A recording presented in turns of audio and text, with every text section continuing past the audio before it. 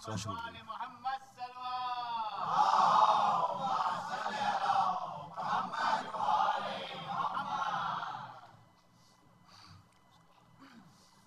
फातिहा।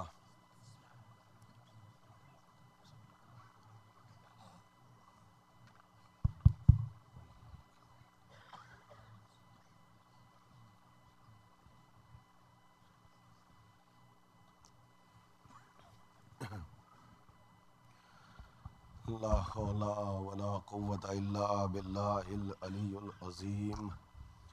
औज़ु बिल्लाहि मिनश शैतानिर रजीम। बिस्मिल्लाहिर रहमानिर रहीम। अल्हम्दुलिल्लाहि रब्बिल आलमीन वस्सलातु वस्सलामु अला सय्यदिल अंबिया वल मुरसलीन सय्यदना व नबीना व शफीना अबिल क़ासिम मुहम्मद व आलिहि तय्यबीन ताहिरीन अल मासूमीन अल मज़लूमीन अल मुंतजबीन। अम्मा बाद फ़क़द क़ाल अल्लाहु तआला फ़ी किताबिहिल मुबीन व हुवा अस्दक़ुस सादिक़ीन व क़ौलुहुल हक़। बिस्मिल्लाहिर्रहमानिर्रहीम। इन्नहु लक़ुरआनुन करीम फ़ी किताबिन मकनून ला यमस्सहु इल्लल मुतहहरून। सलावत।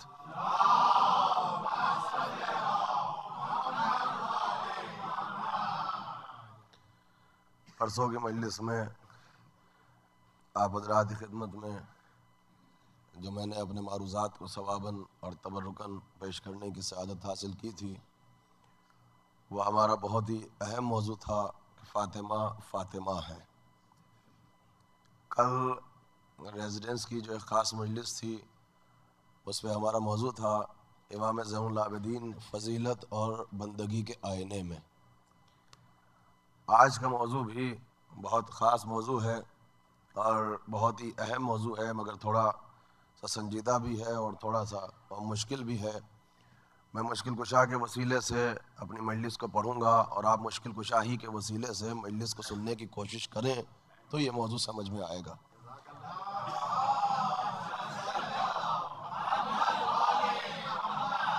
और मैंने इस मुश्किल तरीन मौजू का इंतखाब सिर्फ इसीलिए किया कि मजलिस पढ़ने का सिर्फ एक मकसद है कि मयार ख़ताबत के साथ साथ मयार इल्म और मयार मिंबर भी बाकी रह सके।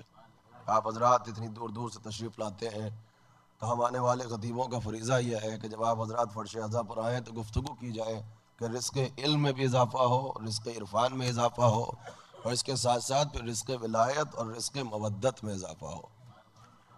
और यही सबब है कि जो फ़र्श अज़ा पर आके बैठता है वो यहाँ से कुछ ना कुछ लेके जाता है। किसी के रिज़्क़ इल्म में इजाफ़ा होता है, किसी के रिज़्क़ तक़वा में इजाफ़ा होता है, और भाई अगर कुछ भी ना मिल सके तो कम से कम रिज़्क़ मवद्दत रिज़्क़ विलायत में तो इजाफ़ा होता ही है। और ये रिज़्क़ विलायत अगर इस फ़र्श अज़ा से मिल जाए, ये रिज़्क़ मवद्दत मिल जाए, तो ये रिज़्क़ तो वो है कि दुनिया में कोई ऐसी दानिशगाह, दुनिया में ऐसी कोई यूनिवर्सिटी है ही नहीं कि जहाँ से आपको ये रिज़्क़ अज़ीम हासिल हो सके। तो इंशाअल्लाह आज का जो हमारा मौजू है, जिसके सिलसिले में मैं इख्तिसार के साथ सवाबन और तबर्रुकन अपने मारूज़ात को आप हज़रात की खिदमत में पेश करने की कोशिश करूँगा, वह हमारा मौजू बहुत ही अहम मौजूआत में से और बहुत ही ख़ास मौजूआत में से एक ख़ास मौजू है, और मौजू है कुरान और कुरान के साथी। आप देखिएगा, सिर्फ ये बताने के लिए कि दुनिया ये समझ ले कि हम जिनको कुरान का साथी समझते हैं उनका इंसलाक और इर्तिबात जो है वो सिर्फ कुरान के साथ है, ताकि समझ जाए कि अगर हम आले मोहम्मद को समझना चाहें तो उनको समझने के लिए जो वसीला बनाए वो कुरान को वसीला बनाए। आज कुरान और कुरान के साथी ये हमारा मौजू है, और सिर्फ मकसद ये है कि अगर कुछ अफराद वो हैं कि जिनका इंसलाक और जिनका इर्तिबात कुरान से है, जिनका कनेक्शन कुरान से है, अगर ये साबित हो जाए तो फिर हमें ये समझना चाहिए कि कुरान क्या है। इसलिए कि अगर कुरान समझ में आ गया तो ये बात खुद समझ में आ जाएगी कि अहले बैत क्या है। तो क्यों ना हम आलम इस्लाम के साथ बैठ जाएं और बैठ के ये फैसला कर लें कि ये बताओ कि कुरान क्या है। आप देखिए रसूलुल्लाह की अहादीस खासा में से एक बहुत ही ख़ास हदीस है। अगर आप इसको देखें तो ये हदीस है और आलम इस्लाम में ये कौल रसूल की हैसियत रखता है। देखिए बहुत तवज्जो चाहता हूँ इस मजलिस में, बखुदा अगर आपने ज़रा भी तवज्जो ना फरमाई तो मौजूद दाएं बाएं हो जाएगा और मेरी मेहनत का खून हो जाएगा। तो मैं ये चाहता हूँ कि जितनी देर भी आप समाअत फरमाएं, मैं सिर्फ और सिर्फ आप हज़रात की तवज्जो चाहता हूँ।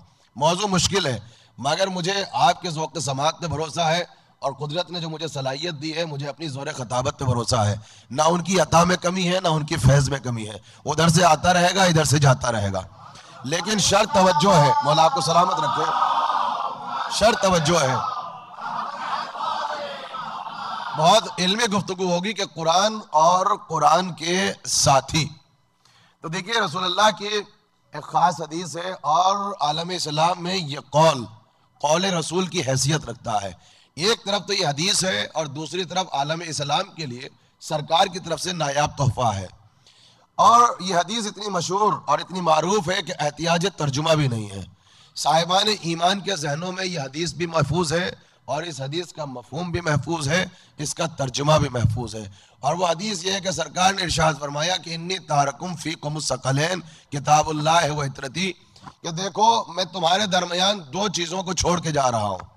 देखिए सुनी हुई हदीस है, हर मजलिस में इस हदीस का तस्किरा होता है, इसका तर्जुमा आपके जहनों में है। लेकिन देखिएगा कि आले मोहम्मद की मवद्दत यही है कि जितनी मरतबा अक़वाल रसूल को आपके सामने पेश किया जाएगा, इल्म का पूरा एक खजाना, एक सिलसिला है और पूरे गोशे हैं जो आपके सामने खुलते चले जाएंगे। देखिए कितनी खास हदीस है। अगर ज़ाहिरी तर्जुमे पे आप इक्तफा कर लें तो सिर्फ इतना कहना चाहते हैं सरकार कि मैं तुम्हारे दरमियान दो गिरा कद्र, दो वजनी चीजें छोड़ के जा रहा हूं। एक कुरान है, एक अहले बैत है, एक मेरी इतरत है। किताबुल्लाह है व इतरती, लफ्ज ये है, एक अल्लाह की किताब है, एक मेरी इतरत है। अब अगर तुम्हारी समझ में इतरत ना है कि इतरत क्या है, वह अहले बैत ही, तो इतरत से मुराद मेरे अहले बैत हैं, ये समझ लीजिए। तो देखिए यहां पर अगर आप अल्फाज असालत हदीस पर जरा सा तवज्जो फरमाएं, मैं आपके सामने कोई रिवायत नहीं पढ़ूंगा, सिर्फ तजज़िया करूंगा और एनालिसिस करूंगा कि इस हदीस के मानी क्या है। कोई रिवायत नहीं पढ़ूंगा, सिर्फ हदीस का तर्जुमा इस मजलिस में आपके सामने करूंगा, सिर्फ तर्जुमा करूंगा, ताकि कोई यह ना कह सके कि तर्जुमा आपने कहां से किया, किस किताब से किया। देखिए सिर्फ मेरे पढ़ने का अपना तरीका है, आप ये कह सकते हैं कि ऐसे नहीं पढ़ा जैसे हम सुनना चाहते हैं। देखिए अगर जाहिरी तर्जुमा क्या है, मैं अल्लाह के रसूल तुम्हारे दरमियान दो चीजों को छोड़ के जा रहा हूं। एक अल्लाह की किताब है जिसे कुरान कहते हैं, एक मेरी इतरत है जिसे अहले बैत कहते हैं। इसके बाद आलम इस्लाम से एक दरखास्त इस हदीस में कि तुम सब इन दोनों से वाबस्ता रहना। ये दोनों कौन? देखिए बहुत आसान करके पढ़ने की कोशिश करूंगा। तुम इन दोनों से वाबस्ता रहना, यानी एक तो कुरान से वाबस्ता रहना और कुरान के साथ साथ एक मेरे अहले बैत से वाबस्ता रहना। इसका फायदा क्या है? अगर तुम कुरान और अहले बैत से वाबस्ता रहे तो लन तजिल्ला मिन बादी, यह है ना, तो मेरे बाद तुम हरगिज हरगिज मिसगाइड और गुमराह नहीं हो सकोगे। यानी हदीस में हदीस का फायदा है। अगर तुम कुरान और अहले बैत से वाबस्ता रहे तो देखो तुम्हारा फायदा यह है कि तुम हमारे बाद गुमराही की तरफ नहीं जाओगे। इसके बाद सरकार ने अहले बैत का कुरान से रिश्ता बताया इसी हदीस में। देखो ये दोनों एक दूसरे से हरगिज हरगिज जुदा नहीं हो सकेंगे, हत्ता यरदा अलैहिल हौज, यहां तक कि ये हौज़े कौसर पे पहुंच जाएं। मैंने कहा ना कि मैं सिर्फ हदीस को आपके सामने मैंने पढ़ दिया, मैं सिर्फ अल्फाज हदीस पे बहस करूंगा और कैफियत अल्फाज और असालत अल्फाज पे बहस करूंगा। हदीस में तीन चीजें हैं, मैं अल्लाह का रसूल तुम्हारे दरमियान दो चीजें छोड़ के जा रहा हूं, एक अल्लाह की किताब, एक मेरा अहले बैत है। अब दरखास्त है तुम इन दोनों से वाबस्ता रहना। अब फायदा है, अगर तुम इनसे वाबस्ता रहे यानी कुरान से और अहले बैत से, हरगिज हरगिज गुमराह नहीं हो सकोगे। अब कुरान का हदीस से कनेक्शन क्या है, अहले बैत का कुरान से रिश्ता क्या है? देखो ये दोनों एक दूसरे से जुदा नहीं हो सकेंगे जब तक कि ये हौज़े कौसर पे ना चले जाएं। इस हदीस में तीन चीजें हैं, जरा नौजवान मेरे सामने बैठे गौर फरमाएं। कौल रसूल में, हदीस रसूल में तीन चीजें हैं जिसको हमें और आपको समझना है और आलम इस्लाम को समझाना है। कौन कह रहा है किससे कह रहा है और क्या कह रहा है। अगर आलम इस्लाम ये तीन गोशे समझ ले तो सारा इख्तलाफ खत्म हो जाए। क़िबला मौजूद है और वो गवाही देंगे। देखिए तीन चीजें हैं, कौन कह रहा है, किससे कह रहा है और क्या कह रहा है। असालत अल्फाज पे आइए। इन्नी तारकुम, हमारा सवाल यह है कि यह इन्नी से मुराद कौन है। मैं छोड़ के जा रहा हूं, मैं से मुराद कौन है। मैं से मुराद है ज़ाते रिसालत। आलम इस्लाम को चाहिए कि हदीस का तर्जुमा देखिए ऐसे करें, इन्नी तारकुम, मैं अल्लाह का रसूल। देखिए ऐसे तर्जुमा ना करें। मैं असालत अल्फाज जो मेरा मौजू है, कैफियत अल्फाज, इन्नी से मुराद क्या है। इन्नी से मुराद ज़ाते रसूल है। तो इन्नी तारकुम, मैं अल्लाह का रसूल छोड़ के जा रहा हूं, फीकुम, तुम्हारे दरमियान। आलम इस्लाम से मेरा सवाल यह है कि फीकुम से मुराद कौन है। आप ये ना कहिएगा कि फीकुम से मुराद हम हैं। बेशक रसूल मुकातिब है सुबह क़यामत तक के मुसलमानों से, मगर मेरा सवाल यह है कि पहले तो रसूल अल्लाह उनसे मुखातिब होंगे ना जो बस में रसूल में बैठे थे। हमारा सवाल यह है, फीकुम से मुराद बेशक क़यामत तक के मुसलमान हैं, मगर पहले तो रसूल उनसे मुखातिब होंगे ना जो बज़्म रसूल में बैठे थे, सदर इस्लाम में, जिनके पास सहाबियत का ग्रीन कार्ड मौजूद था। गोल्डन पीरियड था, वो अच्छा जमाना था। देखिए बहुत बड़ा फायदा जिन्होंने रसूलुल्लाह को देखा। अगर ये अच्छाइयाँ करते थे बेचारे तो रसूलुल्लाह कहते थे भाई सुभान अल्लाह अल्हम्दुलिल्लाह, क्या कहना, तुम्हें जन्नत मिलेगी। और अगर ये गुनाह करते थे, खताएं करते थे, तो मुसलमानों ने खता इज्तिहादी का संदूक में बिठा के इनको जन्नत पे पहुंचा दिया। तो अगर अच्छाइयाँ करें तो इनका फायदा, बुराइयां करें तो इनका फायदा। तो ग्रीन कार्ड जो होता है ना सहाबियत का, इसका फायदा हर जमाने में रहा है। हर जमाने में इसका फायदा था। तो हमारा सवाल यह है कि आप तर्जुमा सही करें। फीकुम, यह ना कहिए कि तुम्हारे दरमियान, ना। तर्जुमा क्या है, मैं अल्लाह का रसूल तुम सहाबा कराम के दरमियान। बस यह है तर्जुमा। मैं अल्लाह का रसूल तुम सहाबा कराम के दरमियान दो चीजें छोड़ के जा रहा हूं। ए मेरे सहाबा, मैं तुम्हारे दरमियान दो चीजें छोड़ के जा रहा हूं। किताबुल्लाह, एक तो अल्लाह की किताब है, एक मेरे अहले बैत है। अब सुनो, तुम इन दोनों से वाबस्ता रहना। तुम से मुराद कौन है, तुम सहाबा कराम, इन दोनों से वाबस्ता रहना। वाबस्ता रहने में तुम्हारा फायदा है। तुम हरगिज हरगिज, फिर सुनो, तुम सहाबा कराम हरगिज हरगिज गुमराह नहीं हो सकोगे अगर तुम असहाब कराम कुरान और अहले बैत से वाबस्ता रहे। इसका मतलब यह है कि सहाबा कराम के गुमराह होने का इम्कान और पॉसिबिलिटी मौजूद है। बस ऐसे सुनिए, अल्लाह आपको सलामत रखे। देखिए सिर्फ अल्फाज, सिर्फ तर्जुमा। मैं आपके सामने किसी किताब का रेफरेंस ही नहीं दूंगा कि आप आके मुझसे हवाला पूछें। आप अगर कोई मुझसे हवाला पूछेगा तो मुझसे उसका हवाला पूछूंगा। हम तो कैफियत अल्फाज, असालत अल्फाज पे गुफ्तगू है। यानी इसका मतलब तुम सहाबा कराम के गुमराह होने का इम्कान और पॉसिबिलिटी मौजूद है। बचोगे कब, अगर तुम कुरान से वाबस्ता रहे और अहले बैत से वाबस्ता रहे।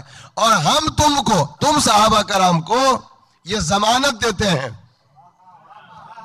कि ये दोनों कुरान और अहले बैत हरगिज हरगिज जुदा नहीं होंगे, हत्ता यरदा अलैहिल हौज, जब तक कि हौज़े कौसर तक न पहुंच जाए। तो इतनी सी हदीस है। आलम इस्लाम मसालत अल्फाज को सामने रखे तो इससे इनकार नहीं कर सकता। देखिए अगर हम गौर करें तो एक बात हमारी समझ में आती है इस हदीस को पढ़ने के बाद। बुजुर्ग गवाही देंगे मेरे सामने। यह हदीस रसूल सिर्फ हदीस रसूल नहीं है। यह हदीस रसूल सिर्फ हदीस रसूल नहीं है, बल्कि यह विरासत अंबिया है। मैंने गौर किया है हदीस पर। मैंने रसूल अल्लाह की किसी हदीस को विरासत अंबिया नहीं कहा, मगर मैंने इस हदीस शरीफ को विरासत अंबिया क्यों कहा, ये आप सुने। इसका सबब है, हजरत आदम से लेकर जितने भी नबी इस जमीन पर आए वो इस ऐलान के साथ आए कि हमारे बाद एक नबी आएगा, हमारे बाद एक नबी आएगा जो तुम्हें गुमराही और जलालत के अंधेरों से निकाल के रोशनी हिदायत की तरफ ले जाएगा। भाई ये कुरान की आवाज है ना, तुम्हें गुमराही के अंधेरों से निकालेगा और रोशनी हिदायत की तरफ ले जाएगा। हक तो यह है कि सिलसिला चलता रहा नबियों का, आखिर में हजरत ईसा आ गए और वो तो नाम के साथ आ गए कि हमारे बाद एक नबी आएगा, उसका नाम अहमद होगा। गुलाम अहमद नहीं कहा था, लेकिन अल्लाह तो सलामत रखे। जरा तो सुनिए आप, सिर्फ अल्फाज आप देखें। भाई कुरान में हजरत ईसा ने तो हद कर दी, उन्होंने ये कहा कि हमारे बाद एक नबी आएगा, उनका नाम अहमद होगा। इसका मतलब यह है कि आदम से लेके हजरत ईसा तक जितने नबी आए वो इस पैगाम के साथ आए कि हमारे बाद एक नबी आएगा, हमारे बाद एक नबी आएगा, हमारे बाद एक नबी आएगा। मगर जब मुरसल आखिर इस दुनिया में आए, जब नबी आखिर इस दुनिया में आए तो वो एक डिफरेंट पैगाम के साथ आए कि हमारे बाद कोई नबी नहीं आएगा। अगर हमारे बाद कोई दावा नबूवत कर दे तो वो झूठा है। तो इसका मतलब यह है कि आदम से लेकर ईसा तक के नबियों का पैगाम और है, मोहम्मद मुस्तफा का पैगाम और है। आदम से लेकर ईसा तक हर नबी का पैगाम यह है एक नबी आएगा। हजरत मोहम्मद मुस्तफा का पैगाम यह हमारे बाद कोई नबी नहीं आएगा। मेरा सवाल इतना सा है आप हजरात से कि जब शैतानी ताकतें, तागूती ताकतें, फिरौनी ताकतें आदम से लेके ईसा तक के जमाने में सरबलंद कर सकती हैं, जब शैतानी ताकतें, तागूती ताकतें आदम से लेके ईसा तक के जमाने में सरबलंद कर सकती हैं और उम्मत के गुमराह होने का इम्कान और पॉसिबिलिटी मौजूद है, तो हम कैसे मान लें कि रसूल अल्लाह की वफात के बाद शैतानी ताकतें सरबलंद ना करेंगी और उम्मत के गुमराह होने का इम्कान और पॉसिबिलिटी मौजूद नहीं रहेगा। या तो सरकार कोई ऐसी हदीस छोड़ के जाए कि हमारी वफात के बाद शैतान को मौत आ जाएगी, अब जो जिस रास्ते पे चला जाए उसको हिदायत मिल जाएगी, ऐसी कोई हदीस हमारे सामने है नहीं। तो हमारा सवाल यह है कि जब आदम से लेकर ईसा तक गुमराही का इम्कान मौजूद है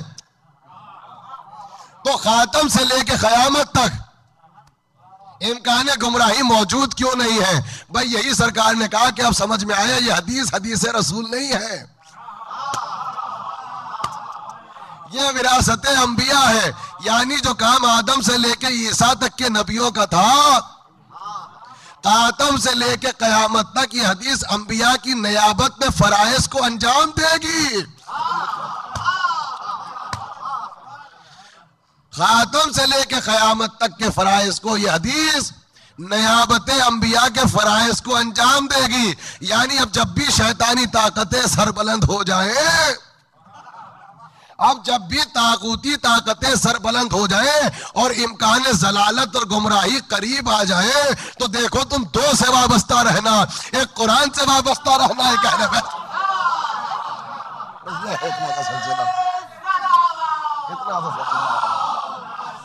ये सिलसिला अब समझ में आया कि कौल रसूल सिर्फ कौल रसूल की हैसियत नहीं रखता, नयाबत अंबिया के फराइज को अंजाम देती है ये हदीस शरीफ। और ये हदीस रसूल नहीं है, विरासत अंबिया है।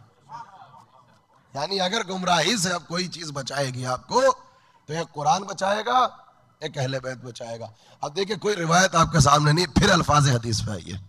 मेरे सामने बुजुर्ग बैठे हैं, मुसलसल मजलिसें सुनते हैं। मैं तो आप हज़रात का मशकूर ममनून हूँ कि हम जैसे तलबा की हौसला अफजाई फरमाने के लिए यहाँ पे आ जाते हैं, आपके हक में दुआ कर सकते हैं। फिर दरिया अब्बास से ये जो मोमिनीन आए हैं, ये मेरे मोहसिन हैं जो यहाँ पे बैठे हैं, सिर्फ हौसला अफजाई के लिए आए, तो मैं आप हजरात के लिए कुछ नहीं कर सकता, सिर्फ ये कि बारगाह जनाब ज़हरा में आप सबके हक में दुआ कर सकता हूँ कि शहजादी आपको कोई गम ना दे सिवाय गम हुसैन के, बस ये दुआ कर सकता हूँ। लेकिन तवज्जो चाहता हूँ इस मजलिस में अल्फाज हदीस। देखिए सरकार जब दुनिया से गए तो मसला ये वजूद में आया कि सरकार ने उम्मत को दो के हवाले कर दिया। अगर एक के हवाले कर देते तो झगड़ा ना होता। भाई बुजुर्ग बैठे, जरा से देखे, मसला ये पैदा हो गया कि जब सरकार जाने लगे तो अपनी उम्मत के मुस्तकबिल को, इनके फ्यूचर को, इनके मुकद्दर को, इनके नसीब को दो के हवाले कर दिया। दो के हवाले करने से प्रॉब्लम यह है कि इम्कान झगड़ा है हमेशा। सुनिए, और इसकी दलील है, हम अपने घर से निकले, अब जब गाड़ी में बैठे तो हमारे साथ, अभी मिसाल है, हकीकत नहीं, कई बात में आप रिजवान भाई से पूछें, इत्तेफाक से हम जब गाड़ी में बैठे तो दो अफराद थे, दोनों के पास ड्राइविंग लाइसेंस। जब घर से चले तो खैरियत थी, जब रास्ते में हाईवे लिया तो एक ने कहा कि हाईवे लो और दूसरे ने कहा कि हाईवे को अवॉइड करो। एक ने कहा कि साउथ, एक ने कहा नॉर्थ। अब इसी बहस में होने लगा झगड़ा। नुकसान उस बेचारे का हुआ जिसके पास ड्राइविंग लाइसेंस नहीं।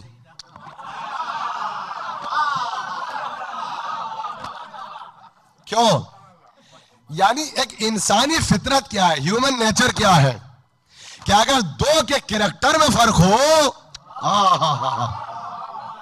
अगर दो तबीयतें एक दूसरे से मुख्तलिफ हो, अगर जबिल्लत मुख्तलिफ हो, अगर किरदार, सूरत, सीरत, तरीका, सलीका, आइडिया, अकीदा मुख्तलिफ हो, तो ज्यादा देर तक एक दूसरे के साथ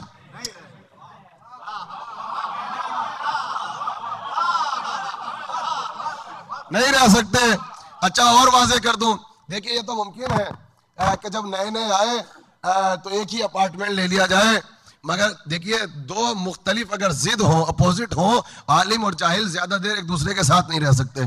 इसकी हर वक्त की किताबें पढ़ने से वो परेशान होगा और उस वक्त की जहालत की बकवास से वो परेशान होगा। आखिर में दोनों म्यूचुअल अंडरस्टैंडिंग से कहेंगे भाई साहब अलग कमरा ले लो, हमारा तुम्हारा साथ नहीं हो सकता।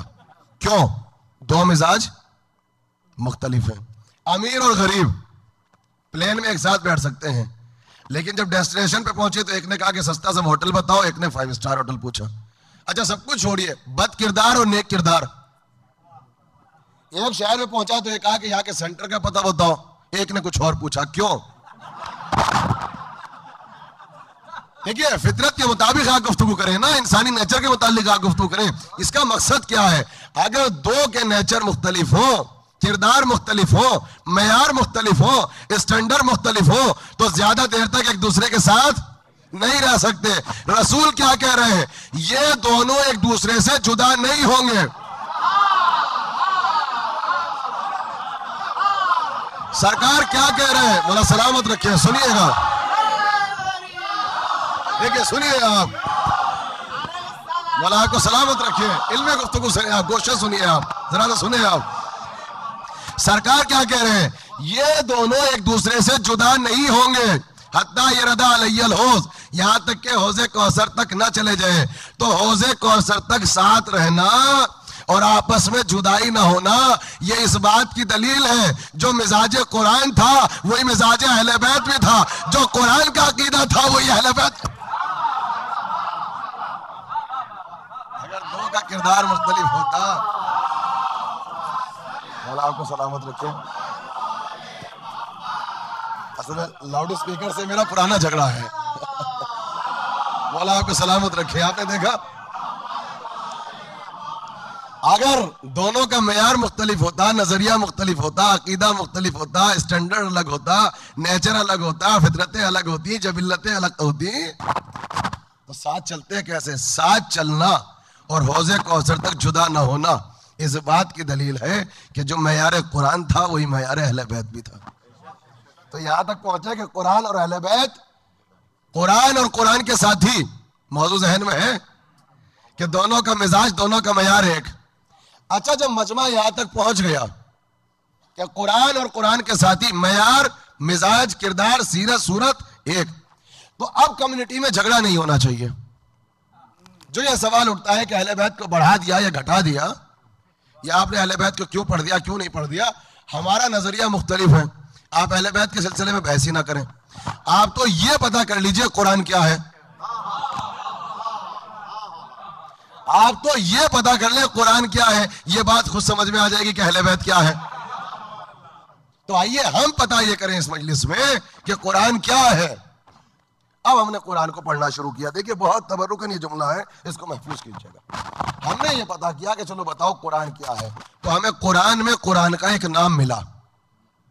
कुरान में कुरान का पहला नाम हिदायत है, जहां से कुरान का आगाज है। हुदल लिल मुत्तकीन, कुरान हिदायत है कुरान में कुरान का नाम। तो अक्ल बशर का तकाजा क्या है कि कुरान के साथी को भी हिदायत होना चाहिए। अक्ल बशर का तकाजा क्या है, कुरान के साथी को भी हिदायत होना चाहिए। क्यों? का हिदायत और हिदायत साथ चल सकते हैं, हिदायत और जलालत, मेरी तमीज जहन में है ना, साथ नहीं चल सकते। कुरान में कुरान का एक नाम तहारत है। कुरान में देखिए, कुरान से नाम बता रहा हूं, किसी सिहा की किताब से नहीं। कुरान में कुरान का एक नाम तहारत है। किबला मौजूद है, सौफे मुताहिरा नहीं है तो ला यमस्सु इल्लल मुताहरून, आयत पढ़ी थी ना। कुरान में कुरान का एक नाम तहारत है। तो सुनो, अक्ल बशर का तकाजा क्या है, कुरान के साथी को भी तहारत होना चाहिए। क्यों? का तहारत और तहारत साथ चल सकते हैं, तहारत और निजासत। सुनो, कुरान में कुरान का नाम इल्म है। कुरान में कुरान का एक नाम इल्म है। आए मुबाहिला जाके पढ़ो, वबादा मा जाअका मिनल इल्म, ए मेरे अभी बाद इसके कि इनके पास इल्म आ गया। ये अभी भी नहीं मानते, अब इनसे मुबाहिला करो। तमाम मुफस्सिरीन इत्तफाक रखते हैं इल्म से मुराद कुरान। तो कुरान में कुरान का तीसरा नाम इल्म है। तो अक्ल बशर का तकाजा क्या है, कुरान के साथी को भी इल्म होना चाहिए। क्यों? इल्म और इल्म एक साथ चल सकते हैं, इल्म और जहल एक साथ नहीं चल सकते। कुरान में कुरान का चौथा नाम नूर है। मैं आपके सामने कुरान पढ़ रहा हूं। कुरान में कुरान का एक नाम नूर भी है, और मुफस्सिरीन मुत्तफिक है कि नूर से मुराद कुरान है। तो मुझे बताइए कि अक्ल बशर का तकाजा क्या है, कुरान के साथी को भी नूर होना चाहिए। क्यों? का नूर और नूर साथ चल सकता है, नूर और जुल्मत एक साथ नहीं चल सकते। सुनो, कुरान में कुरान का पांचवा नाम, कुरान में कुरान का एक नाम एजाज है। आयत है, इन कुंतुम फी रैबिम मिम्मा नज़्ज़लना अला अब्दिना फातू बिसूरतिम मिन मिस्लिना, कि अगर तुम्हें कुरान की किताब इलाही होने में कोई शक है तो इसकी एक आयत का मिसल ले आओ और सारी दुनिया को अपना मददगार बुला लो। इन कुंतुम सादिकीन, अगर तुम अपने दावे में सच्चे हो। तो कुरान में कुरान का एक नाम मौजज़ा है। तो अक्ल बशर का तकाजा क्या है कि कुरान के साथी को भी मौजज़ा होना चाहिए। तो कुरान में कुरान के 5 नाम मिले, इसका मतलब कुरान जो है वो भी पंजतनी है।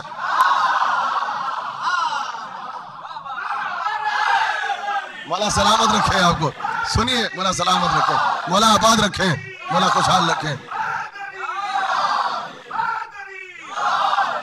आप देख लीजिए, बिल्कुल आपके सामने।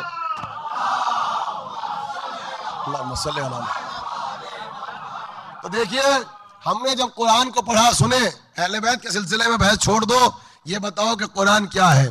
ये बात खुद समझ में आ जाएगी कि अहले बैत क्या है। तो सुनो, कुरान हिदायत, कुरान तहारत, कुरान नूर, कुरान इल्म, कुरान एजाज। तो ये हमारी जरूरत नहीं है, अक्ल बशर की जरूरत क्या है। अब कुरान के साथी को हिदायत होना चाहिए, तहारत होना चाहिए, इल्म होना चाहिए, नूर होना चाहिए, एजाज होना चाहिए, तभी ये हौज़े कौसर तक साथ चलेंगे। अब मैं ये कहता हूं, ये तमीद के बाद कि सारा झगड़ा छोड़ दो, कितने फिरके, क्या मसला है, सब छोड़ दो। कम से कम आलम इस्लाम, सुनो, कम से कम आलम इस्लाम इस अकीदे पे तो मुत्तफिक होगा। कम से कम आलम इस्लाम इस अकीदे पे तो मुत्तफिक होगा कि कितना अच्छा और प्यारा था वो रसूल। सुनो, कितना अच्छा और प्यारा था वो रसूल जो अपनी वफात के बाद अपनी उम्मत के नसीब को, इनके फ्यूचर को, इनके मुस्तकबिल को, इनके मुकद्दर को, इनके मुस्तकबिल को हिदायत के, तहारत के, नूर के, इल्म के, एजाज के हवाले करके गया। कितना अच्छा और प्यारा था वो रसूल जो अपनी वफात के बाद अपने कलमा पढ़ने वालों के फ्यूचर और मुस्तकबिल को हिदायत, तहारत, इल्म, नूर, एजाज के हवाले करके गया। अब सुनो, अगर हिदायत की रहबरी होती, अगर तहारत की रहबरी होती, अगर इल्म की रहबरी होती, अगर नूर की रहबरी होती, अगर एजाज की रहबरी होती, तो उम्मत कहां पहुंचती? भाई यूं और हाँ करते रहिए ना भाई, उम्मत कहां पहुंचती? उम्मत ने, मुसलमानों ने इख्तिदार की हवस में इस रहबरी को छोड़ दिया। जब छोड़ दिया तो छोड़ दिया, मगर जब छोड़ा तो नतीजा क्या निकला? नतीजा क्या निकला? सुनो, कहा जब हिदायत छोड़ा तो जलालत मिली, जब नूर छोड़ा तो जुल्मत मिली, जब तहारत छोड़ी तो निजासतें मिली, जब इल्म छोड़ा तो जहालत मिली, जब एजाज छोड़ा तो दुनिया की जिंदगी मिली। तो अगर रहबरी ऐसे के बदले ऐसे के पास चली जाए और ये उम्मत सवाल पजीर होने लगे, तो ऐसे में शिकवा किसी से ना कहिए, सहाबियों के मुकद्दर पे बैठ के रोइए।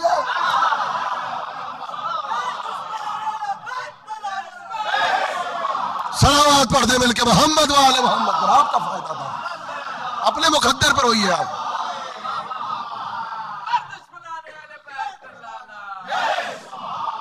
अगर उम्मत अब जवाल पजीर हो तो शिकवा अल्लाह से ना कीजिए, शिकवा रसूलुल्लाह से ना कहिए, अपने मुकद्दर पर रोइए। आपने इस रहबरी को छोड़ के इस रहबरी को कबूल किया, तो जब हिदायत छोड़ोगे तो जलालत मिलेगी, जब नूर छोड़ोगे तो जुल्मत मिलेगी। ये दुनिया का तरीका है। इल्म छोड़ोगे तो जहालत की रहबरी मिली, एजाज छोड़ा तो दुनिया की जिंदगी मिली, तहारतें छोड़ी तो निजासतें मिली। अब समझ में आया कि आलम इस्लाम में जो उम्मत रसूल है जवाल पजीर क्यों है। अब समझ में आया कि कुरान क्या है और कुरान के साथी क्या है। अब सुनिए, अच्छा आप इस बात पर जब मुत्तफिक हो गए और आपने मान लिया, सब कुछ छोड़ो, कि कुरान हिदायत है, नूर है, तहारत है, इल्म है, एजाज है, ये तो मानते हैं ना। तो हमने अपनी जिंदगी में देखा कि हर आदमी को मुंह नहीं लगाता। बहुत कीमती जुमला है, मेरे पास अल्फाज नहीं है, मैं से इशारा करूंगा। अगर मयार इतना बढ़ जाए तो हर आदमी को मुंह नहीं लगाता। देखिए, बेशक इल्म इंसान के अखलाक को संवारता है।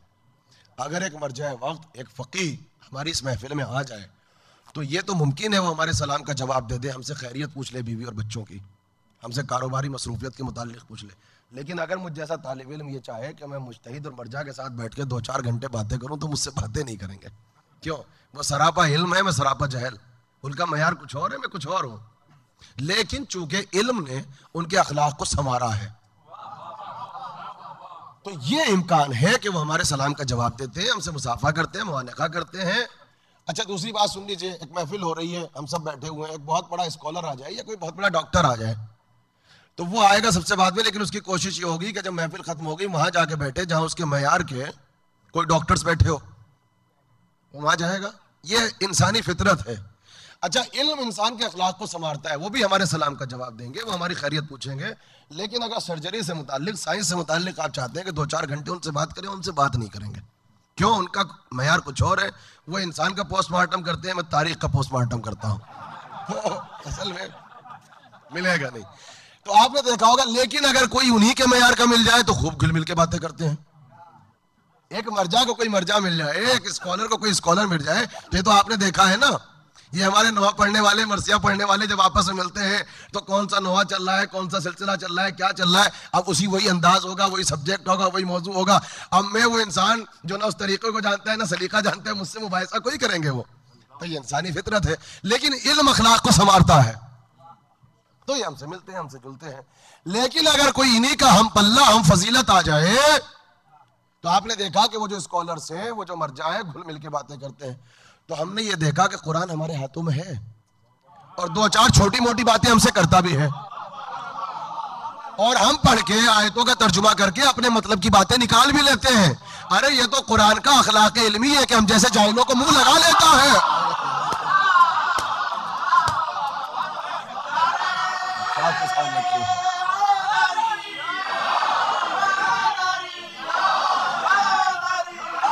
समझे ना, मौला आपको सलामत रखिए। जरा साथ देखिए ना,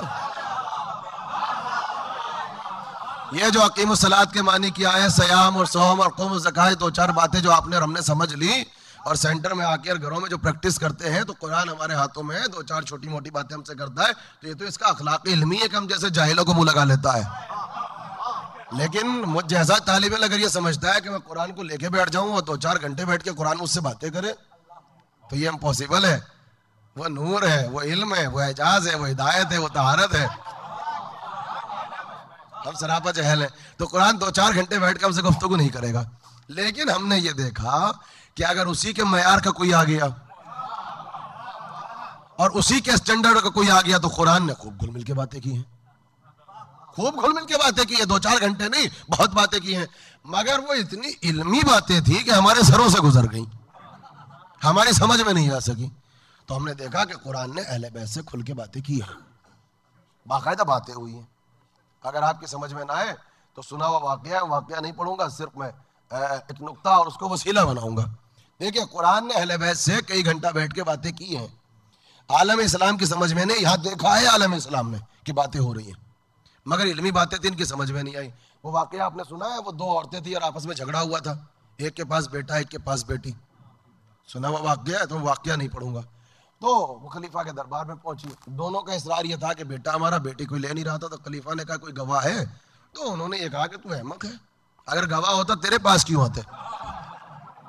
मदीने के किसी नाई के पास, किसी बक्काल के पास, किसी बनिए के पास चले जाते, वो फैसला कर देता, बगैर गवाह के फैसला है, कर सकता है तो कर, और मुश्किल मसला है। तो उसने कहा कि मुश्किल सवालात के लिए क्या मेरा ही दरबार बचा है? मुझे हलाक करने के पीछे क्यों पड़े हो?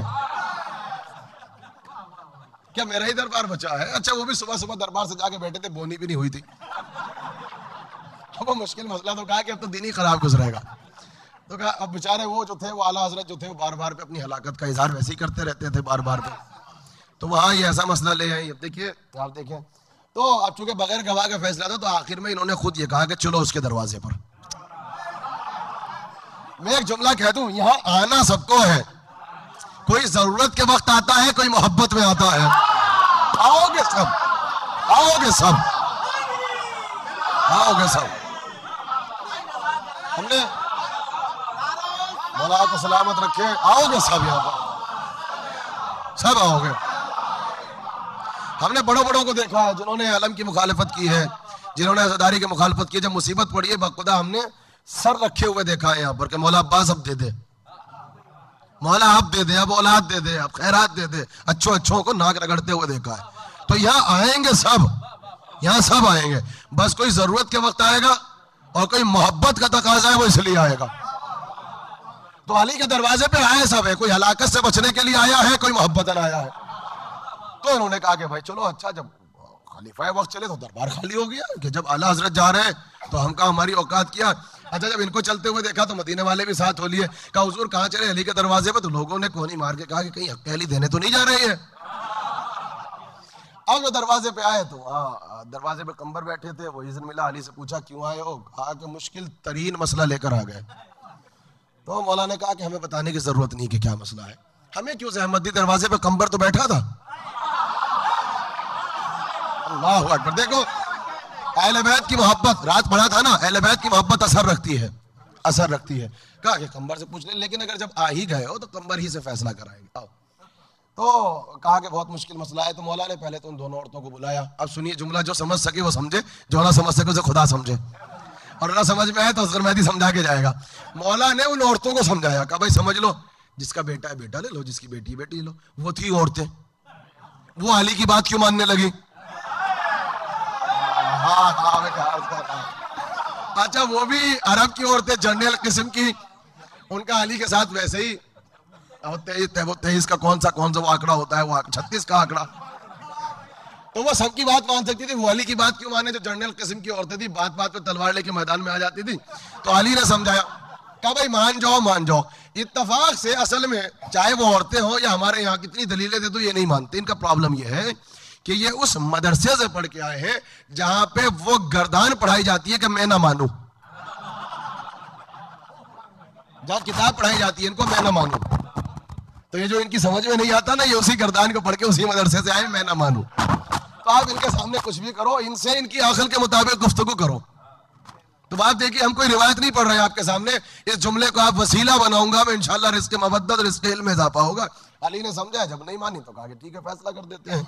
तो मौला ने जनाब कम्बर से कहा कि वो बाट और तराजू ले आओ और 2 बॉटल्स ले आओ। तो साहबा कराम ने एक दूसरे को नहीं मानी कि हम आए थे फैसला कराने, अली बाट और तराजू मंगवा रहे हैं, अली शीशे मंगवा रहे हैं। तो मौला ने कहा कि इसमें प्रॉब्लम की बात नहीं, आ गई तराजू और बाट और शीशी है। तो मौला ने कहा कि दोनों का बैलेंस और वजन करो कितना है। तो दोनों शीशियों का वजन बराबर था, बिल्कुल बराबर।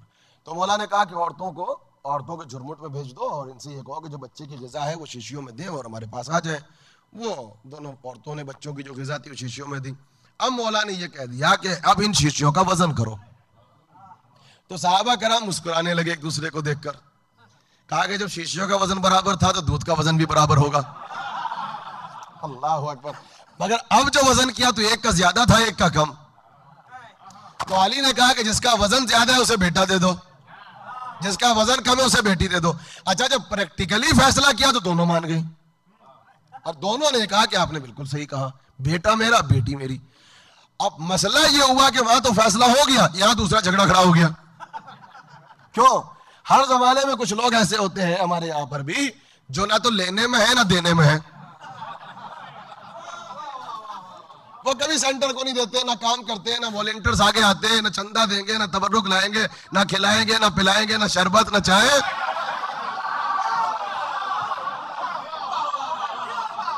और नुक्ताचीनी करने में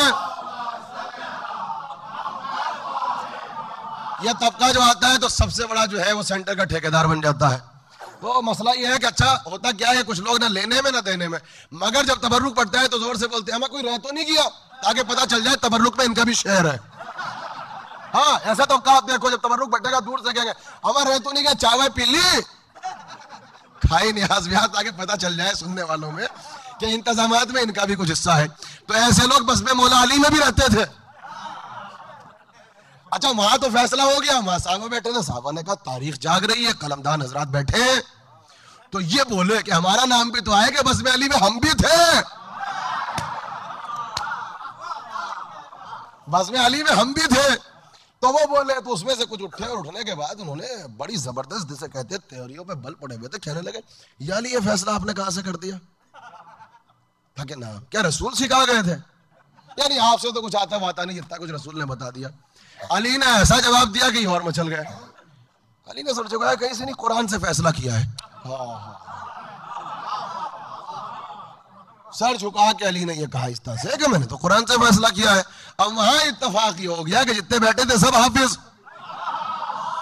अब सुनिए आप, मैं बहुत बड़े तबके को जवाब दूंगा, जितने बैठे थे सब हाफिज।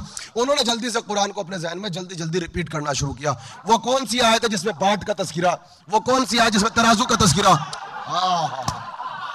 आज की प्रॉब्लम सही है ना। और उन्होंने जल्दी रिपीट करना शुरू किया, बिस्मिल्लाहिर्रहमानिर्रहीम, वो कौन सी औरतें हैं जो 2 औरतें लड़ी थी, वो कौन सी औरतें जिसमें दूध आया था, वो कौन सी औरतें हैं जिसमें तराजू में तोला गया था। अब कोई ऐसी आयत होती तो नजर आती। अब प्रॉब्लम ये हुई कि ऐसी आयत कुरान में थी नहीं। जब इन्होंने जल्दी करके पूरा कुरान पढ़ लिया, जब पढ़ लिया पूरा कुरान, तो उन्होंने अली से कहा कि हमने 6000 से ज्यादा आयतों को रिपीट कर लिया जल्दी। तो कहा कि जल्दी पढ़ने का प्रॉब्लम यही है।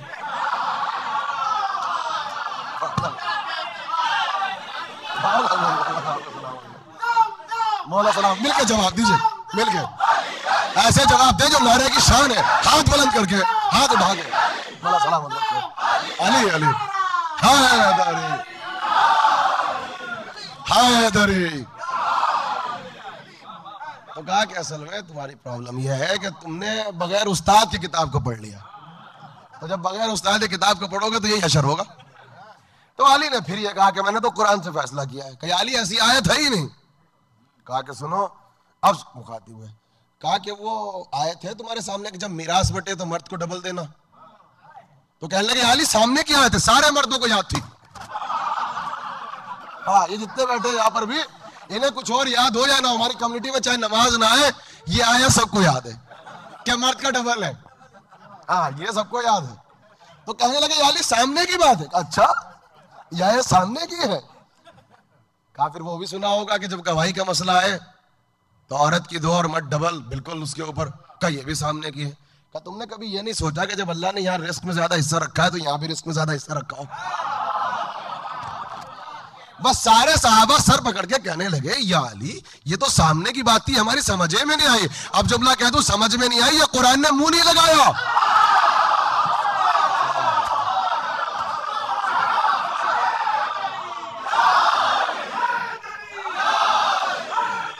भला सलामत रखे आपको,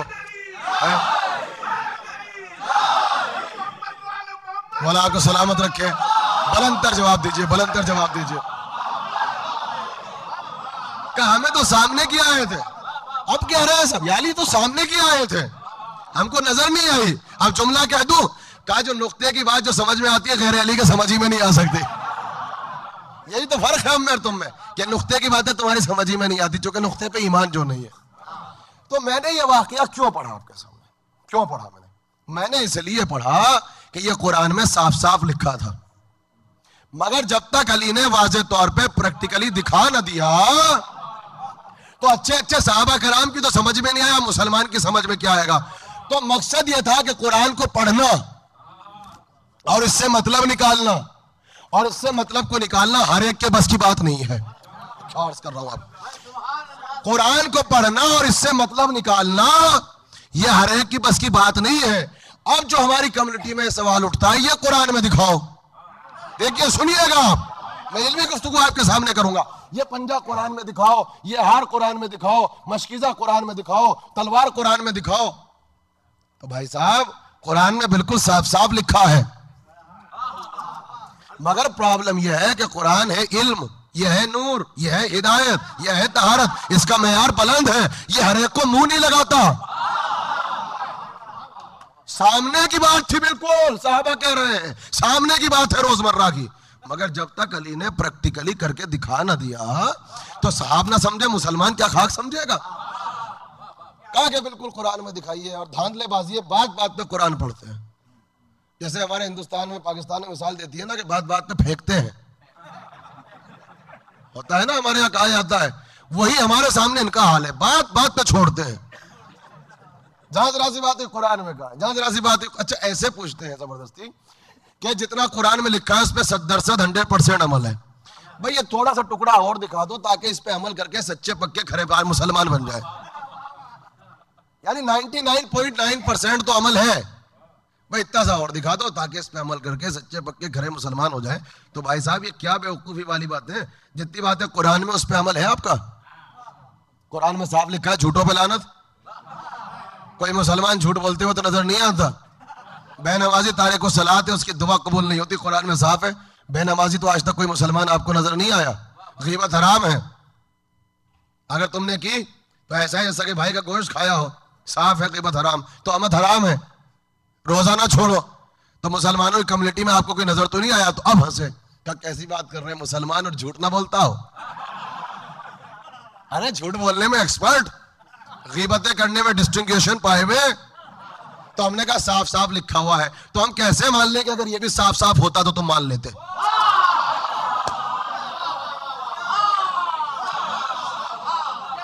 हम कैसे मान लें कि अगर ये लिखा होता साफ साफ, और अगर मैं यही बात है कि दिखा दो तो मान लेंगे, तो गदीर में बताया भी था, दिखाया भी था, कितनों ने माना,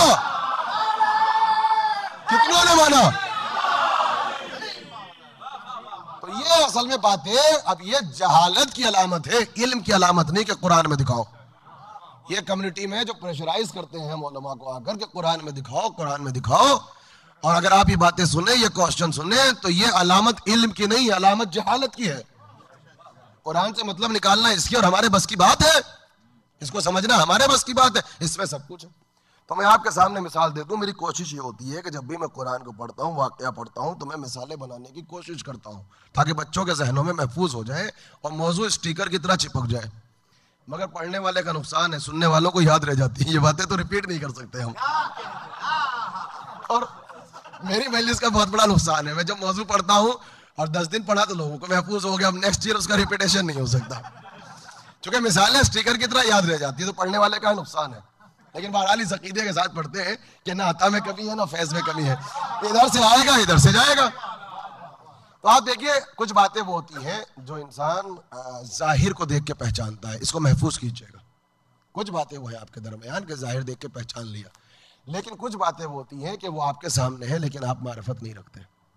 हम आ रहे थे पहली मरतबा अटलांटा, तो किसी ने कहा कि भाई मौलाना को एयरपोर्ट से ले आओ, तो कहा कि बताओ कैसे होंगे, कहा कपड़ों का कलर ये होगा, लंबे होंगे, ऐसे होंगे, वो होंगे। वो गए और जाके उन्होंने हमें इतनी भीड़ में पहचान लिया।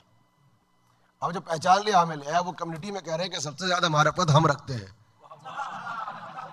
क्योंकि हमने पहचान लिया, अब हमसे बड़े करीब। अब इत्तेफाक से मजलिस के बाद जब चाय आई तो वही साहब चाय लेकर आए। जब चाय लेके आए तो मैंने कहा कि मैं तो इस नेमत से महरूम हूं, मैं तो नहीं पी सकता। कहा क्यों? मैंने कहा मुझे तो शुगर आती है। अब ये देख रहे हैं हैरत से, अभी तो कह रहे थे मैं मारिफत रखता हूं, मैं तो पहचानता हूं। अब मौलवी साहब बैठे हैं, अब लोगों ने हैरत से कहा मौलवी साहब को शुगर आती है, तो हम भी देखे कैसी है, दानेदार है, धोली है, पीली है, सफेद है, कौन सी मिल्की है, गन्ने की बनी है, काहे की बनी है, मालूम हुआ है जिस्म में, लेकिन नजर नहीं आ रही। कबला बैठे हैं, इनका तो ये मौजू है। खाना आया तो हमने कहा कि हम तो चिकनाई से महरूम है, मैं तो कोलेस्ट्रॉल, ले जाओ इसे वापस। तब पूछे पलट के, अच्छा आपको चिकनाई आती है, कौन सी, कोकुजम है, डालडा है, वेजिटेरियन ऑयल है, कौन सा है? देखिए हमारा ये टॉपिक नहीं है, लेकिन बुजुर्गों की सोहबत में रहने से इन चीजों का एहसास हो जाता है। देखिए हमारा ये टॉपिक सब्जेक्ट नहीं, किबला का सब्जेक्ट रहा है और किबला एक्सपर्ट है। वो गवाही देंगे कि इंसान की जो बॉडी है ना, इसमें जितने मिनरल्स है सब है, सारी चीजें। देखो इसमें कैल्शियम भी है, इसमें कापर भी है, इसमें सिल्वर भी है, लोहा भी है, नमक भी है, शक्कर भी है, शुगर भी है, घी भी है, तेल भी है, सब है, इसमें सब है, लेकिन आपको नजर नहीं आती। मालूम है इन आंखों से कुछ नजर आता है, कुछ नजर नहीं आता। बिल्कुल ऐसे ही कुरान में है सब कुछ, इन आंखों से कुछ नजर आता है।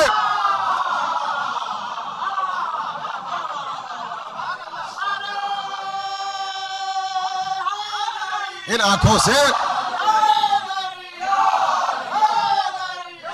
मौला सलामत रखे, हूं और हाँ करते रहिए, बस जरा सुनिएगा।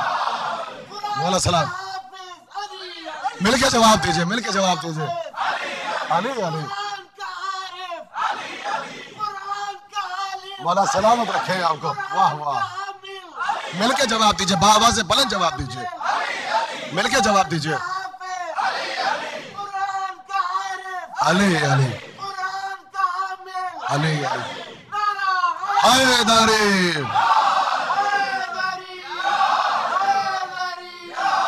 हैदरी। तो इसका मतलब कुरान में है सब कुछ, मगर इन आंखों से कुछ नजर आता है, कुछ नजर नहीं आता। मगर हमारी बॉडी में सब कुछ है, कुछ नजर आता है, कुछ नहीं नजर आता। मगर वही पैथोलॉजिस्ट को सब कुछ नजर आ जाता है। नो, ताकि आप यहां से हंसते हुए ना चले जाएं कि ये तो खताबत है। खताबत नहीं, हकीकत है। यही पैथोलॉजिस्ट को सब कुछ नजर आ जाता है। हमें बुखार हुआ, हमें ले गए कम्युनिटी वाले डॉक्टर के, तो अब उन्होंने ये कहा कि इनका तो ब्लड टेस्ट होगा। अब जो उन्होंने मुझे पर्चा दिया तो उसमें 10-12 टेस्ट लिख दिए, तो मैं कांपने लगा। मैंने कहा ये तो बाल्टी भर के खून निकालेंगे, जिसमें एक लोटा खून नहीं, पहले से खून खुश्क हो चुका है क्या? और इसने टेस्ट लिखे हैं 10-12। तो मैं ये समझा पहली मर्तबा जब मैं पैथोलॉजिस्ट के पास पर्चा लेके गया तो मेरा जिस्म कांप रहा था कि आज तो कोई पकड़ के ही वापस ले जाएगा। मगर जब मैं वहां पे गया और मैंने बड़ी हकलाहट के साथ देखा कि डॉक्टर साहब 10-12 ब्लड टेस्ट होंगे, तो मैंने ये देखा कि उन्होंने आज कमाल कर दिया। वो मेरे करीब आए, उन्होंने एक कतरा खून लिया, एक कतरा, और उसके बाद मुझसे ये कहा कि 2 घंटे के बाद आ जाना। अब जब मैं 2 घंटे के बाद गया तो उन्होंने जो मेरे सामने रिपोर्ट रखी वो कमाल कर दिया। उन्होंने ये भी बता दी कि तादाद कितनी है, मिकदार कितनी है, किसकी कमी है, किसकी ज्यादती है, ये तक उन्होंने बता दिया कि मेरी बॉडी में तादाद कितनी है, मिकदार कितनी है, किसकी कमी है, किसकी ज्यादती है, किसकी जरूरत है। तो मैंने डॉक्टर साहब के सामने हाथ जोड़े, मैंने कहा डॉक्टर साहब मेरी बॉडी में इतना सारा खून है, आपने खतरे में कैसे देख लिया? डॉक्टर साहब आपने खतरे में कैसे देख लिया? तो उन्होंने ये कहा कि तुम जाहिल हो जो हैरत कर रहे हो, अगर तुम हैरत करोगे तो हमें तुम्हारी हैरत पे हैरत होगी। ये कमाल इल्म है, ये कमाले इल्म है। कहा कि हम एक खतरे में देख लेते हैं कि बॉडी में क्या है। ऐ मुसलमानों, डॉक्टर एक खतरे में देख ले कि बॉडी में क्या है, मासूम एक नुक्ते में ना देख सके कि पूरे कुरान में क्या है।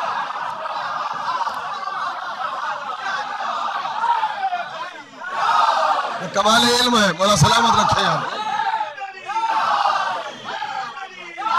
मौला आपका सलामत रखे। ये देखो, मौला सलामत रखे आपको। ये आप देखिए, अजीब मसला है, अजीब मसला है। डॉक्टर एक खतरे में देख ले इल्म का सहारा लेकर। कहा कि हैरत ना करो, अगर तुमने हैरत की तो हमें तुम्हारी हैरत पे हैरत होगी। ये कमाल इल्म है। हम एक खतरे में देखते हैं बॉडी में क्या है, और मासूम एक नुक्ते में ना देख सके। आपने पहचाना बॉडी में सब कुछ है, इन आंखों से कुछ नजर आता है, कुछ नजर नहीं आता। मगर जैसे पैथोलॉजिस्ट की निगाहें पहचानती है कि बॉडी में क्या है, वैसे ही मासूम इल्म इस्मत से देखता है कि कुरान में क्या है। सलावत पढ़ दे मिलके मोहम्मद वाले, मासूम पहचानता है। तो मासूम इल्म इस्मत से पहचानता है कि कुरान में क्या है। तो ये बहसें ना किया करो। और अगर यही बहस आप करेंगे कम्युनिटी में बैठ के कि कुरान में दिखाओ, कुरान में दिखाओ, तो भाई साहब जिंदगी गुजारना मुश्किल हो जाएगा। और मजहब मुश्किल का नाम नहीं, ये मुश्किल कुशा का नाम है। आप अपने मजहब को, अपने अकीदे को अपने ऊपर मुश्किल बना रहे हैं। अल्लाह आपके लिए आसानियां चाहता है, आप खुद मुश्किल बना रहे हैं। मजहब मुश्किल का नाम नहीं है, मुश्किल कुशा का नाम है। अगर यही बहसे करोगे कि कुरान में दिखाओ, तो 2 रकअत नमाज का पढ़ना मुश्किल हो जाएगा भाई, प्रॉब्लम हो जाएगी कम्युनिटी में। मैं आपके सामने क्या अर्ज करूं, मैं ज्यादा आसान नहीं पढ़ सकता। अकीमो सलात कह के कुरान गुजर गया कि नमाज पढ़ो, मगर मगरिब की 3 पढ़ो, जोहर की 4 पढ़ो, असर की 4 पढ़ो, फिर जोहर में इतनी रकत में खामोश रहो, इतनी रकत में बोलो, फिर नमाज आयात यूं पढ़ो, और उसमें फिर ईद की नमाज यूं पढ़ो, और नमाज इस्तिस्का यूं पढ़ो, और नमाज खौफ यूं पढ़ो, और नमाज जनाजा यूं पढ़ो। वो तो कह के चला गया अकीमो सलात। अच्छा, फिर सलात के माने तो लोगत में दुआ के थे, तो नमाज क्यों पढ़ते हो? मस्जिद में आया करो, दुआ पढ़ा करो, चले जाया करो। तो एक नया फिरका बनेगा, दुआई फिरका है, फिर दुआई फिरका, एक फिरके का इजाफा होगा। तो आइए मस्जिद में दुआ पढ़ो, चले जाओ। अच्छा, भी पढ़ो अकीमुस सलात, तो कैसे पढ़े? अच्छा, कुरान तो कह के गुजर गया कि तुम पे रोजा वाजिब है, मगर 29 दिन रखो, 30 दिन रखो। कहाँ है? अय्यामिन मादूदा, चंद गिने चुने दिन रख लो। क्यों है 29-30 दिन? हज का हुक्म है कि हज वाजिब है, मगर जब जाओ तो 2 कपड़ों में होगा, ihram एक बांधो एक ओढ़ो। कहाँ लिखा है कुरान में? तो हमारा सवाल ये, जो कम्युनिटी में कहते हो, तो पहले मौलवी साहब से झगड़ा क्यों नहीं करते आप नमाज के वक्त? पहले कुरान में दिखाओ कहाँ लिखा है कि सुबह की 2 रकअत फिर पढ़ेंगे। मौलवी साहब से क्यों नहीं लड़ते आप? पहले ये दिखाओ कहाँ लिखा है कि 30 दिन रोजे तो रखेंगे, वरना रखेंगे नहीं। क्यों झगड़ा नहीं किया आपने? अब वो जो हज करने जाते हो मक्के में, वहां के मुफ्ती को क्यों नहीं पकड़ते आप कि जब तक कुरान में दिखाएगा नहीं तो करेंगे नहीं? तो देखिए, जब मानने पर आए तो ये ऐसी ऐसी बातों को मान लेता है, और ना मानने पे आए तो जिसको दिखाया भी है और बताया भी है। कभी तो ये बेचारा इतना भोला कि हजारों चीजों को मान लिया बगैर देखे, और कभी इतना चालाक है किसी की अदावत में। तो बड़ा प्यारा जवाब दिया, कहने लगे मस्जिद में मौलवी साहब से क्यों लड़े? हम तो मक्के में जाके मुफ्ती से नहीं लड़ेंगे। क्यों? कहने लगे हमारे रसूल दलील है। आए मुसलमानों, तुम्हारे अकीदे पे तुम्हारा अकीदा कुर्बान, हम क्यों कुर्बान हो? यानी आप अजीब हैरत देखिए, मस्जिद में 2 और 2 4 रकत में अमल रसूल इनको नजर आ रहा है, और वो जो किसी को अपने हाथों पे उठा रखा है, अमल रसूल इनको नजर नहीं आ रहा है। और ये जो किसी को अपने सीने पे सुला रखा है, ये अमल रसूल इनको नजर नहीं आ रहा है। और ये जो किसी को अपने बिस्तर में सुला रहे हैं, ये अमल रसूल इनको नजर नहीं आ रहा है। और ये जो किसी की ताजीम कर रहे हैं बज़म में, ये अमल रसूल इनको नजर नहीं आ रहा है। ये तुम्हारा कौन सा अकीदा है? मस्जिद में रसूल नजर आते हैं, इमाम बाड़े में नजर नहीं आते। सलावत पढ़ते मिलके मोहम्मद वाले मोहम्मद पर। अहमक वाली बातें हैं। अब इस पढ़े लिखे दौर में, जहां ये नॉर्थ अमेरिका की पढ़ी लिखी सोसाइटी है, अब अगर कोई आपके सामने कहे दिखाओ दिखाओ, तो ये इल्म की अलामत नहीं है, ये जहालत की अलामत। और इसके मुकाबले पे धांधलेबाजी। बस अब मैं ज़हमत को तमाम करूंगा, ये आखिरी मेरी मिसाल है, और उसके बाद मैं मसाइब की तरफ जाऊंगा। अहले बैत के मामले में ये सारे प्रॉब्लम है, जितने प्रॉब्लम है सबके सब, यानी कुरान और कुरान के साथ ही सारे प्रॉब्लम्स यहीं पर। और अहले बैत को छोड़ के इस्लाम को समझने का जो दूसरा इनके पास चैनल है, या अज़वाज का है या असहाब का है, वहां कोई प्रॉब्लम नहीं है असहाब के सिलसिले में। वहां प्रॉब्लम यह है कि ये असहाब है तो बस मानो, अब ये अच्छे हैं तो क्या कहना, सुभान अल्लाह बहुत प्यार है, और गलतियां भी करेंगे तो खता इज्तिहादी के संदूक बना रखे हैं और उसे बिठा बिठा के सबको इन्होंने जन्नत में पहुंचा दिया। और धांधलेबाजी है। अच्छा क्या साहब मानो, हम मानने के लिए तैयार है, प्रॉब्लम ये करते हैं, ये देखिए मानने में कोई प्रॉब्लम नहीं है, धांधलेबाजी ये कहते हैं अब कुरान भी इन्हीं से लो, अब शरीयत भी इन्हीं से लो, तौहीद भी इनसे लो, नमाज भी इनसे लो, खैरात भी इनसे लो, हर चीज इनसे समझो। प्रॉब्लम बस ये है, किसी को सहाबी कहने में हमें प्रॉब्लम नहीं है, प्रॉब्लम इसमें है कि क्या इस्लाम को समझने का चैनल इनको बनाया जाए, प्रॉब्लम इसमें है। इसलिए प्रॉब्लम है कि आपके पास जो सहाबियत का मयार और स्टैंडर्ड जो पैमाना है वो गलत है। देखिए सुनिएगा, हूं और हाँ करते रहिए, चुप नहीं बैठेगा, क्योंकि आप चुप हैं तो खैर है, अगर मैं चुप हो गया मेंबर पे तो प्रॉब्लम होगी। तो तकाज़ाए अदालत और अदल यही है कि जब मैं बोल रहा हूं तो आप भी बोले, उसके हक में तो बोलो जिसके हक में कल कोई नहीं बोला था। तो शहजादी आपके हक में बोलेंगी। तो सुनिए, प्रॉब्लम है सहाबियत का, जो आपने एक स्टैंडर्ड जो मयार बनाया उसमें प्रॉब्लम है। कहा कि इसलिए सिर्फ मान लें हम किसी को, रसूल ने इनको कह दिया सहाबी कल नजूम, सितारों की मानिंद है, सहाबी कल नजूम, सहाबी सितारों के मानिंद है, रसूल ने कहा तो इनको मानो। तो अच्छा चूंकि ये सितारों के मानिंद इसलिए माने, तो यहां पर भी एक कैफ है, रसूल ने इनको सितारा नहीं कहा, सितारों के जैसे कहा। बहुत बड़ा फर्क है कसम खुदा की। ये के जैसे लफ्ज बता रहा है कि तशबीह दी है, सितारों के जैसे हैं, ये लफ्ज तशबीह की तरफ इशारा है, यानी कुछ सितारे हैं ये उनके जैसे हैं। अब ये जो है सहाबी कल नजूम, अच्छा अगर सहाबा सितारे हैं तो क्या सबको मान लें? तो ये आपने जो हदीस की इतनी बड़ी बड़ी किताबें लिखी हैं, तो भाई साहब आपने खुद लिखा है कि सितारे नेक भी होते हैं बद भी होते हैं। आप यहाँ किबला बनाते हैं कैलेंडर, जाफरी सेंटर को उठा लो, उसमें भी तो है ना सितारे, तो साद भी होते हैं नहस भी होते हैं।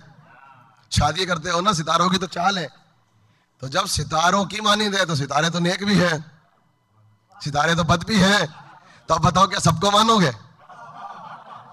तो रसूल ने क्या कहा, सितारे नहीं है कन नजूम, सितारों के जैसे, यानी खुद बता रहे हैं कि कुछ नेक है इनमें, इनमें कुछ बद है। अच्छा कुरान से दलील दे दे, ये लफ्ज रसूल ने इस्तेमाल नहीं किया, रसूल से पहले रसूल के खुदा ने इस्तेमाल किया है।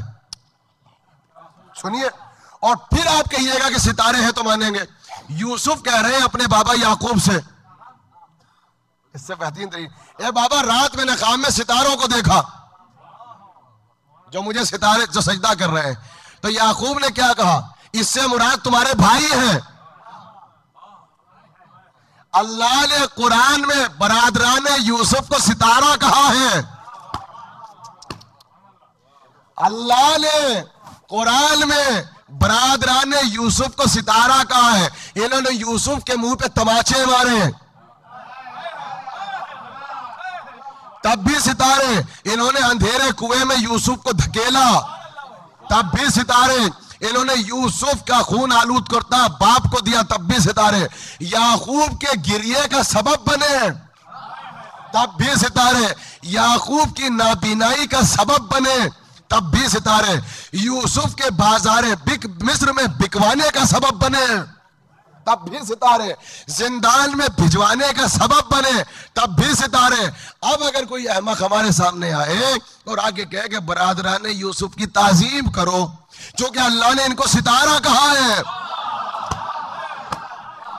बरादरान यूसुफ की ताजीम करो, अल्लाह ने इनको सितारा कहा है, तो तुम्हारे इस इस्लाम को हमारा सलाम। तो अब अगर बज़्म रिसालत में हमें कुछ बरादरान यूसुफ नुमा सहाबी नजर आए तो आप शौक से इत्तबा कीजिए, हमें मजबूर ना कीजिए।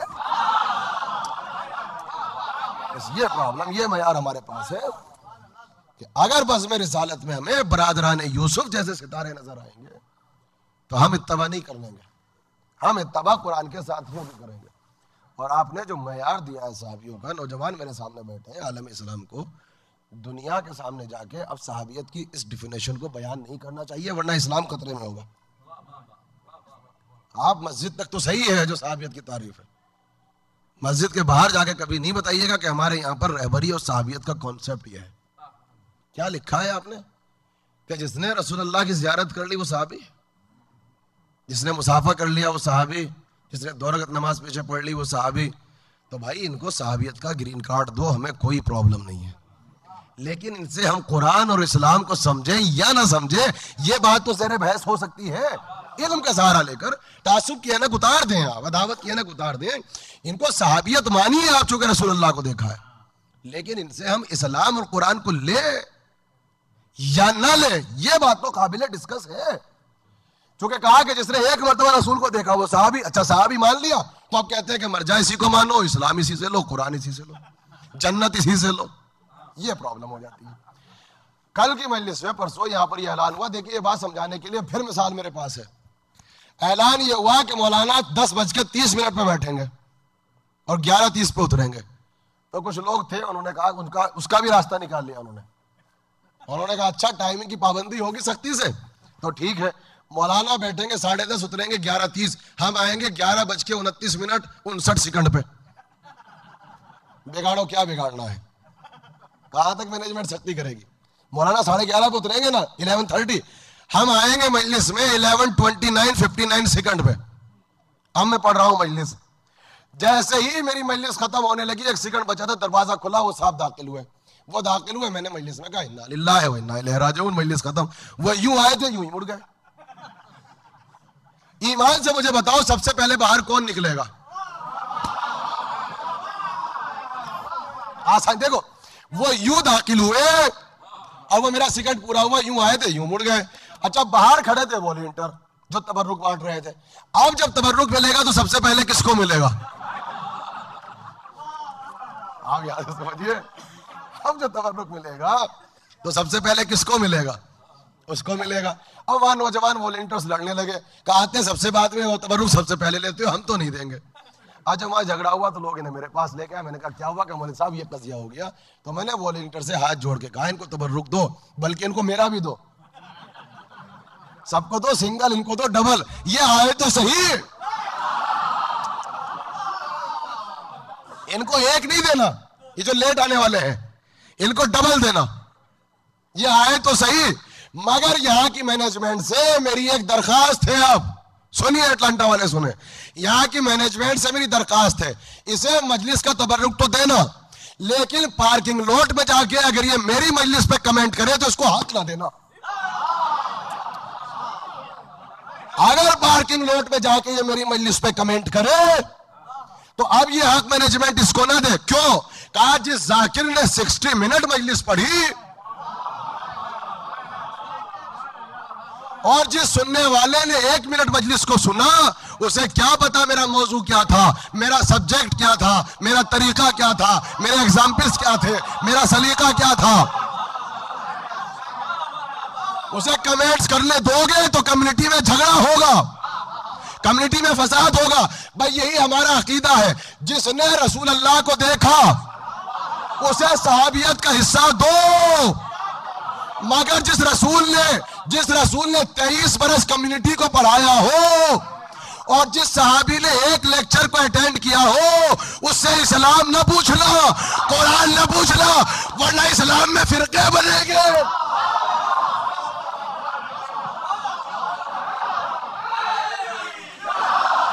ये है हमारा अकीदा। इसमें प्रॉब्लम क्या है?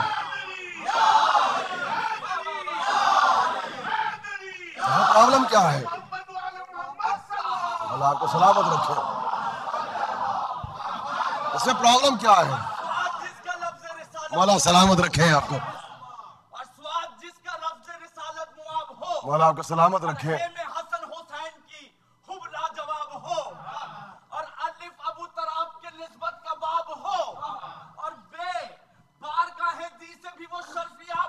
मौला सलामत रखे आपको।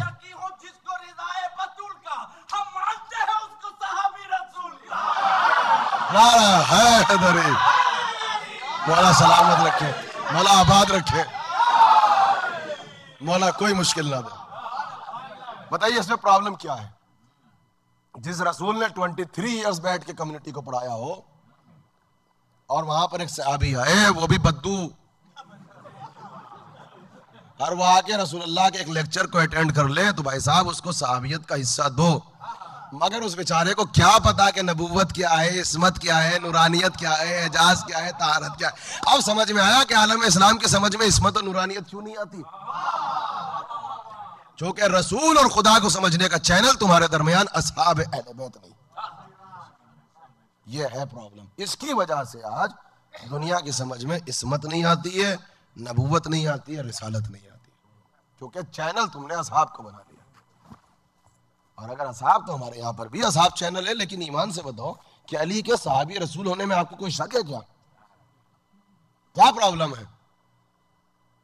जिन्होंने जाके मस्जिद में कहा था कि हमसे पूछो, हमसे पूछो, हम बताएंगे कौन आयत कब आई। ये जुमला खुद दलील है कि शान नुज़ूल कुरान अली बता सकते हैं, असहाब नहीं। ये जुमला खाली आलम इस्लाम में दलील इनकी किताबों में है कि अली ने आके कहा कि हमसे पूछो कौन आयत कब आई। ये जुमला दलील है कि शान नुज़ूल कुरान असहाब से ना लेना, हमसे लेना। तो असहाबियों को हम मानते हैं, लेकिन प्रॉब्लम यह कि कंबर के सहाबी होने में आपको क्या प्रॉब्लम है? मीसम के सहाबी होने में, अबूजर के, सलमान के सहाबी होने में फिर आपको क्या प्रॉब्लम है?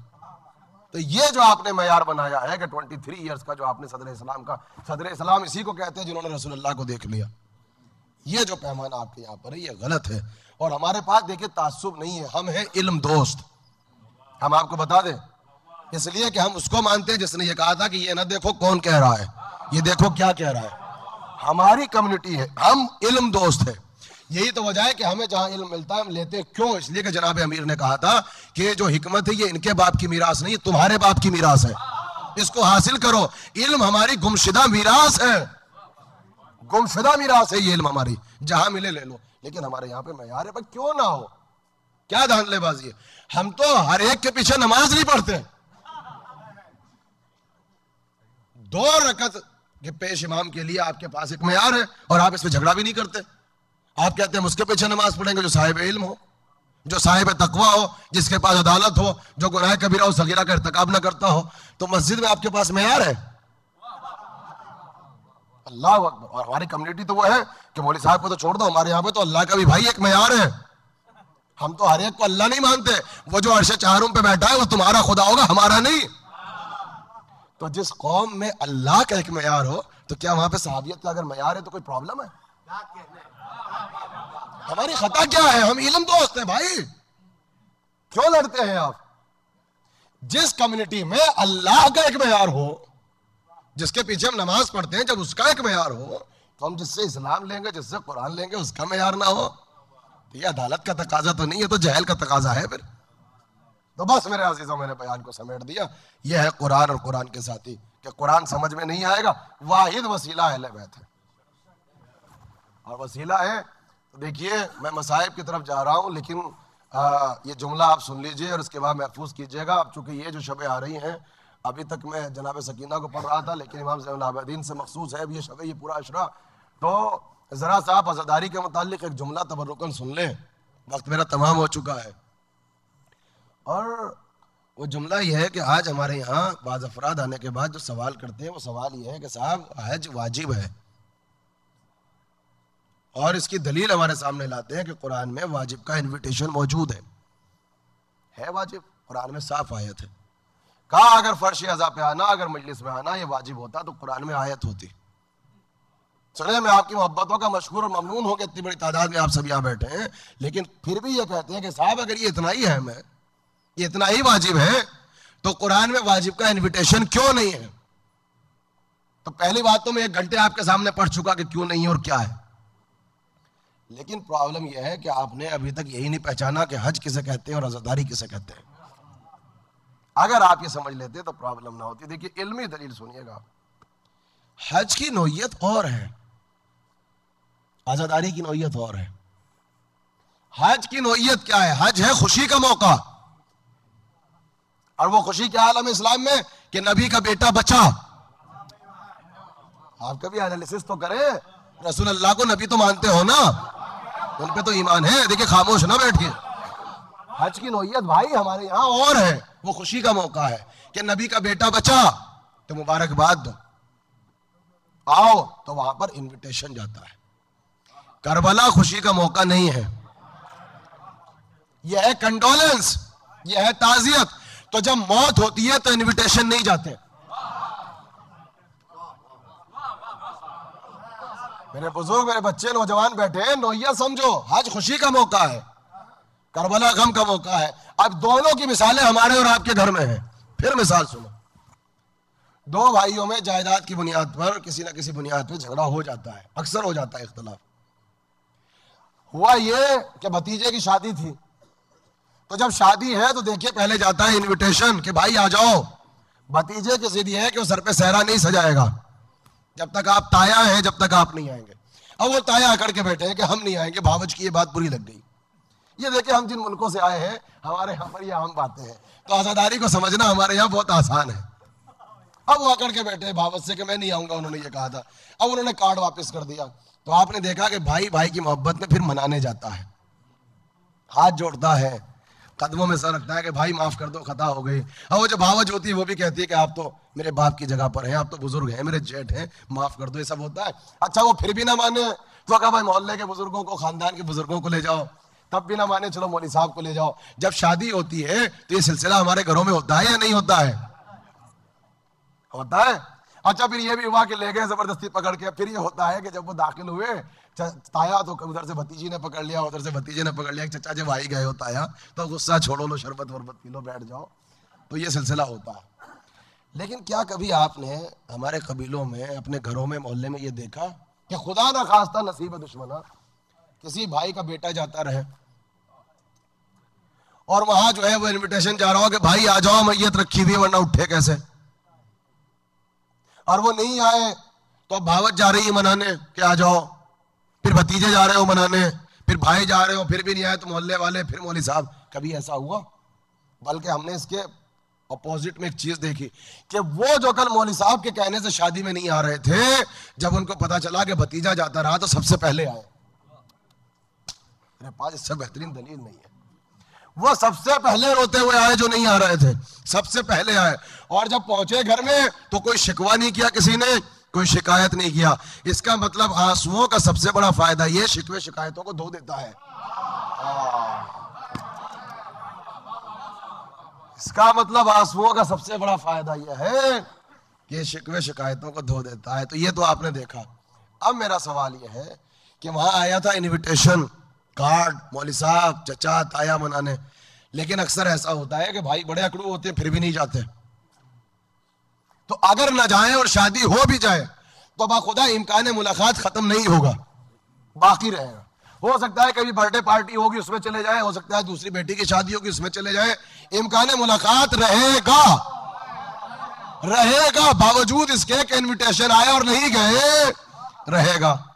लेकिन इसको अपोजिट भतीजे का जनाजा अगर उठ गया और वो ताया ना आए तो बताओ जिंदगी भर इम्कान मुलाकात रहेगा? जिंदगी भर मुलाकात पॉसिबल है, काम मुंह देखना गवारा नहीं होगा। बस यहीं से आजादारी को समझिए, हज वाजिब है, मगर ऐसा वाजिब है कि अगर न जा सके तो इम्कान शफाअत खत्म नहीं होता।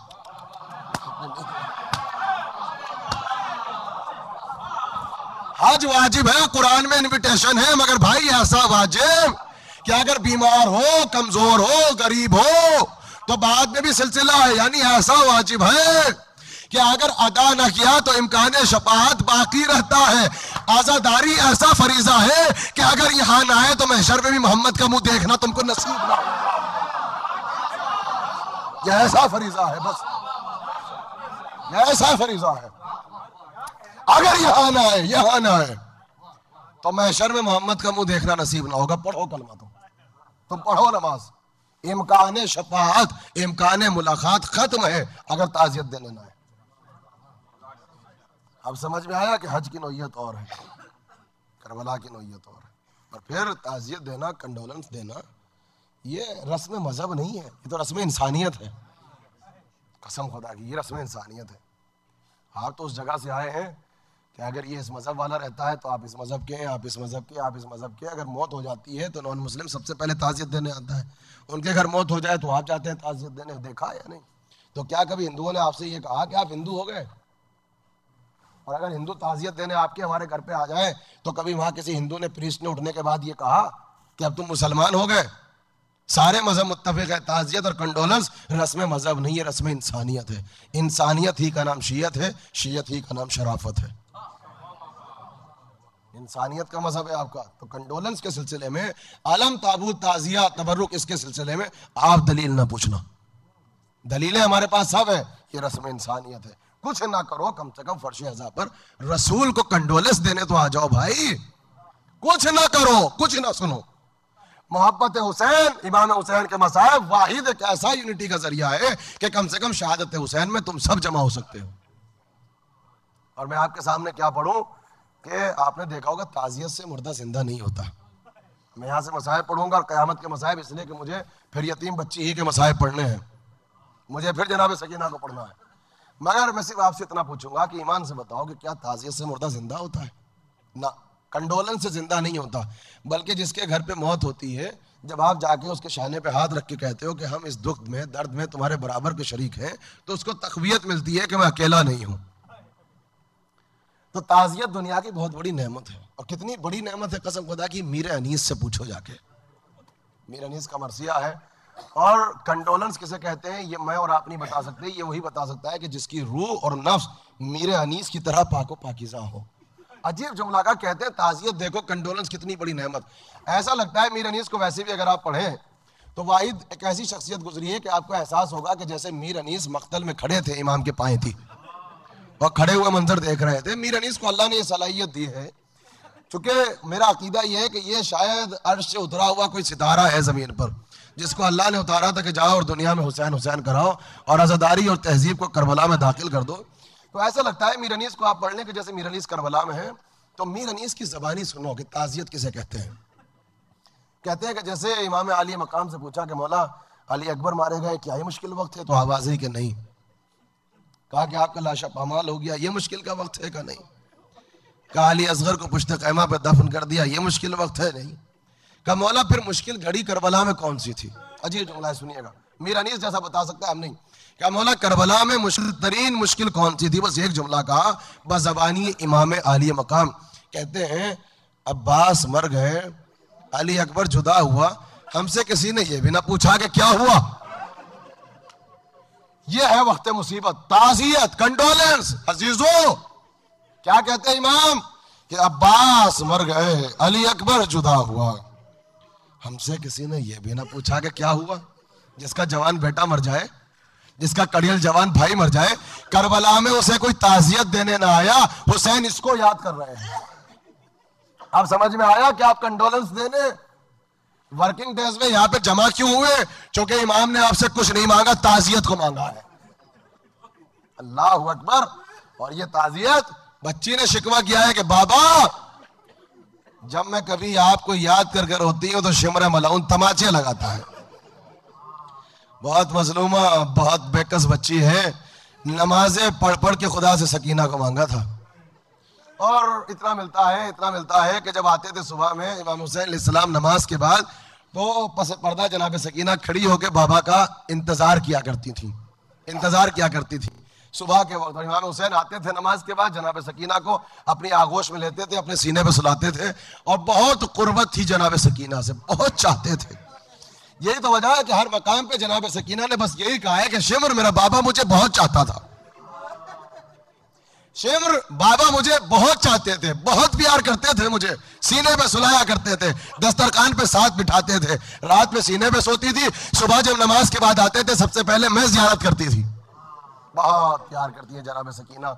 और इतना प्यार करती है, आगाज मसाइब का, और सुनने वाले जानते हैं कि मैं मसाइब बहुत ज्यादा पढ़ता हूँ, मैं मसाइब कम नहीं पढ़ता। मुझ में जितनी हिम्मत होती है, जितनी देर मुझसे बोला पढ़वाते हैं, मैं मसाइब को पढ़ता रहता हूँ। तो सुनिए, यही तो वजह है कि जब इमाम हुसैन की वो रुखसदी का वक्त आया और जुल्जना पे सवार हुए हैं और नाना के घोड़े से कहा था कि नाना के घोड़े मैं जानता हूँ तूने बहुत सब्र किया है, तो 3 दिन का भूखा प्यासा है, बस मुझ पे एक एहसान कर दे, सुनोगे? एक एहसान कर दे, मुझे उस नशीब तक पहुंचा दे जहां मेरी मां बैठी है, मुझे उस नशीब तक पहुंचा दे जहां मां बैठी हुई अपने बालों से मेरी कत्लेगाह को साफ कर रही है। तो सुल्ताना ने कदम आगे न बढ़ाए बल्कि कदमों की तरफ सर झुका दिया। फातिह खैबर का बेटा है अज़ादारो, सैयदुस साबिरीन है। फातिह खैबर के बेटे ने एक मंजर देखा, खुदा किसी बाप को ये मंजर ना दिखाए। क्या देखा? 4 बरस की बच्ची है, जुलजना के कदमों से लिपटी हुई, कह रही है बाबा के घोड़े बाबा को लेके न जा, सुबह से जो जाता है वो वापस नहीं आता। जो जाता है वो वापस नहीं आता। फातिह खैबर का बेटा तो अपने आप को जुलजना से गिरा दिया और सकीना को आगोश में लेके कहा कि बेटा तुमने हमको रुखसत कर दिया था, मेरे लाल तुमने हमको इजाजत दी है, तुमने हमको खुदा हाफिज कहा है, फिर ये सबब रोने का क्या है? जानते हो कितना चाहती थी? कहा बाबा मैं भी फातिमा की बेटियों में से हूँ, खानदान रिसालत से हूँ, मैं जानती हूँ अब हदीस किसा की आखिरी निशानी की जियारत ना होगी, अब पंजतन का खात्मा होगा। ए बाबा मैं इतना चाहती हूँ कि एक मर्तबा मुझे ऐसे प्यार कर लो जैसे यतीमों को प्यार किया जाता है। आप बहुत रोएंगे, ये रिस्क गिरिया है, कसम खुदा की गिरिया नहीं, रिस्क गिरिया है जो अल्लाह ने आपको दिया है। शहजादी आपको कोई गम ना दे मगर रिस्क गिरिया हम ही को दे। दिल भर के रोना, आज घरों तक आप रोते हुए जाएंगे। अगर शरीफ दिल है सीने में तो आप दिल भर के मसाइब को सुनिएगा, मैं दिल भर के पढ़ूंगा। कहा बाबा मुझे ऐसे प्यार कर दो एक मर्तबा जैसे यतीमों को प्यार किया जाता है। बाप ने जब जुमला सुना तो जिगर टुकड़े टुकड़े हो गया। कहा मख्तल की जमीन पर लेट गए हुसैन, सकीना से कहा आओ आखिरी मर्तबा हमारे सीने पे सो जाओ।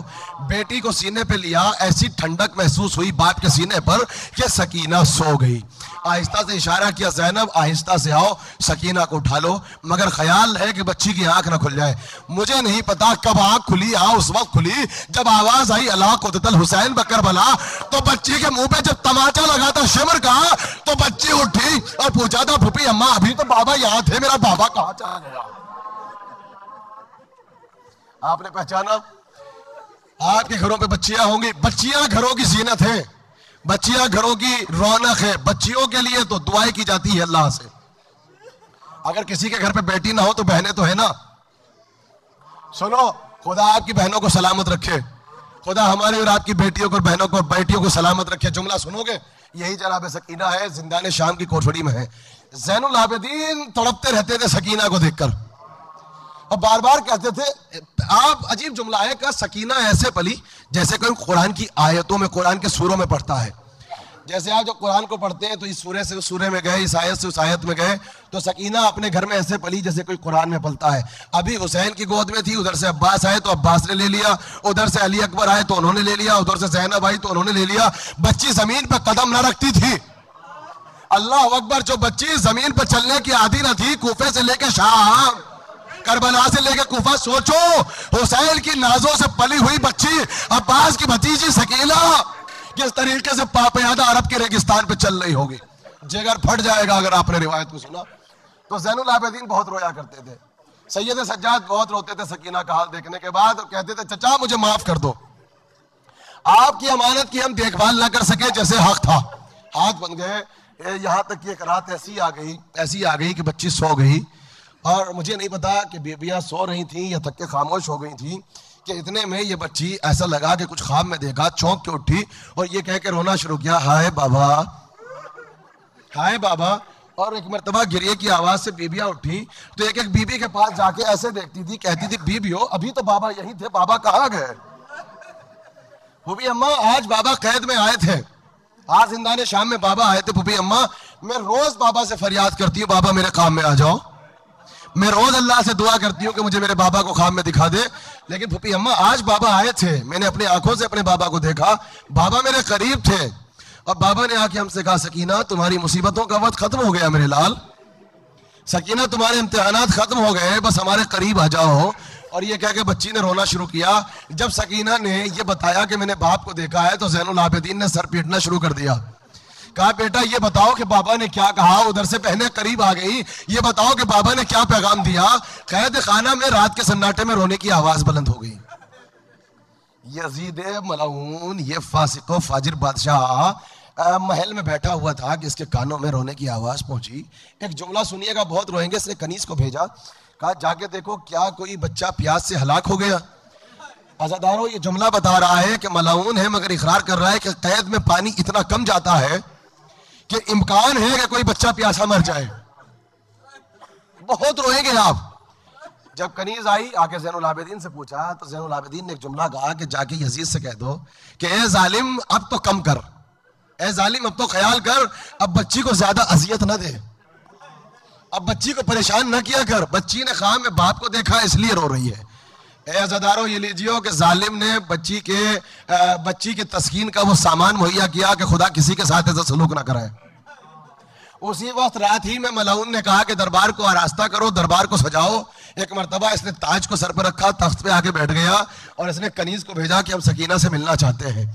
अल्लाह अकबर, कैद में पैगाम भेजा। जैसी ज़ैनब को सुना, ज़ैनब ने सुना, तड़प के कहती है सज्जाद बहन तना ना जाए, सज्जाद बहन के साथ चलो, उम्मे कुलसूम साथ चलो, रबाब लैला उम्मे फरवा साथ चलो। सब ने जनाब सकीना को अपने हिसार में ले लिया। ज़ैनुल आबिदीन ने रात के अंधेरे में अपनी बेड़ियों को संभाला और एक मरतबा यजीद के दरबार में पहुंचे तो मलऊन तख्त बैठा था। बच्ची ने अपने हाथ उठा के अपने चेहरे पर रख लिए तो कहा सकीना ये सबब क्या है? तो एक जुमला कहा कि काफिले में मेरी माँ बहनें भी हैं मगर उनके बाल इतने बड़े हैं कि बालों से अपने चेहरे का पर्दा कर लिया। मेरे बाल इतने छोटे हैं कि मैं अपने बालों से चेहरे को नहीं छुपा सकती यजीद, तो मैं अपने हाथों से पर्दा कर रही हूँ। अब मैं बहुत जल्दी जल्दी मसाइब पढ़ूंगा, मुझसे सब्र नहीं होता सकीना के मसाइब में, और मुझे मालूम है कि मेरे बुजुर्ग, मेरी बहनें, मेरे बच्चे यहाँ बैठे हैं, वो इन मसाइब को सुन ना सकेंगे, तो मुझे इस बात का ख्याल है, बस सुनो। एक मरतबा इस मलून ने बच्ची से पूछा कि सकीना क्या बाबा बहुत याद आ रहे हैं? बहुत याद आ रहे हैं बाबा? कहा हाँ यजीद, एक मुद्दत के बाद ख्वाब में बाप को देखा है, एक मुद्दत के बाद बाबा ने आके पेशानी का बोसा लिया है, एक मुद्दत के बाद। तो एक मरतबा इतना कहा सकीना बाबा के सर की ज़ियारत करना चाहती हो? ज़ियारत करोगी बाबा की? कहा यजीद इससे बेहतर क्या है कि मरने से पहले बाप का चेहरा मिल जाए। ये लीजिए, जालिम ने एक मरतबा गुलाम से कहा वो तश्त को लेकर आओ जिसमें सरे बुरीदा रखा है। वो तश्त आ गया, उसमें सरे हुसैन था। ज़दारों, रुखसार से खून ताज़ा बह रहा था, इसलिए कि हुरबला ने हुसैन के चेहरे पे पत्थर मारा था, चेहरे पे पत्थर मारा था। मैं इस रिवायत को पढ़ना नहीं चाहता। मुख्तार ने हुरमला से पूछा था कि करबला में तूने क्या किया? सुन सकोगे? मुझे माफ कर देना हुरमला, मुख्तार पूछ रहे तूने करबला में क्या किया? तो इसने कहा मुख्तार न पूछ, तू मर जाएगा। तो मुख्तार ने कहा कि हुसैन की शहादत के बाद कौन इंसान जिंदा रहना चाहता है? मुझे बता कि क्या हुआ। सुन सकोगे नौजवानों? सुनो, तुम्हें हुसैन के हक का वास्ता, इस जुमले को सुनो। हुरमला कहता है कि हुसैन घोड़े पे झूल रहे थे, कभी इधर गिरते थे तो कभी इधर गिरते थे। तो मुख्तार ने पूछा इसका सबब क्या था? हुसैन कभी इधर गिरते थे कभी इधर गिरते थे, इसका सबब क्या था? कहा एक जालिम ने एक बर्छी को जो मारा हुसैन की पसलियों में, तो बर्छी जो थी पसलियों में फंस गई। इधर एक जालिम खड़ा था, उसने भी बर्छी को मारा तो नेजा हुसैन की पसलियों में जो गया तो नेजे में नेजा उलझ गया। इधर से ये बर्छी निकालता है तो हुसैन इधर गिरते हैं, इधर से ये खींचता है तो हुसैन इधर गिरते हैं। करबला के मसाइब, कसम खुदा की जिगर फट जाएगा, मैंने मसाइब को पढ़ा है। सुनो, मैं मसाइब आपके सामने पढ़ूंगा, जो हो जाए मसाइब पढ़ूंगा। कहा मुख्तार कहते हैं हुरमला फिर क्या हुआ?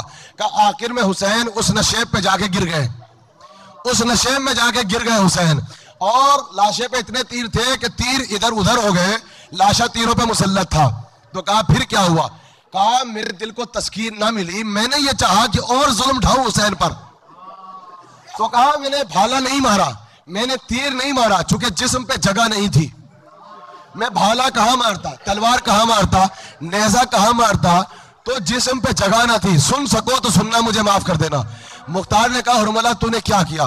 कहा मैंने एक पत्थर उठाया, एक पत्थर उठाया, मैं करीब गया और फातिमा के बेटे के रुखसार पे मैंने पत्थर मारा। मुख्तार तड़प गए, तलवार को नयाब से निकाला। का जालिम फिर क्या हुआ?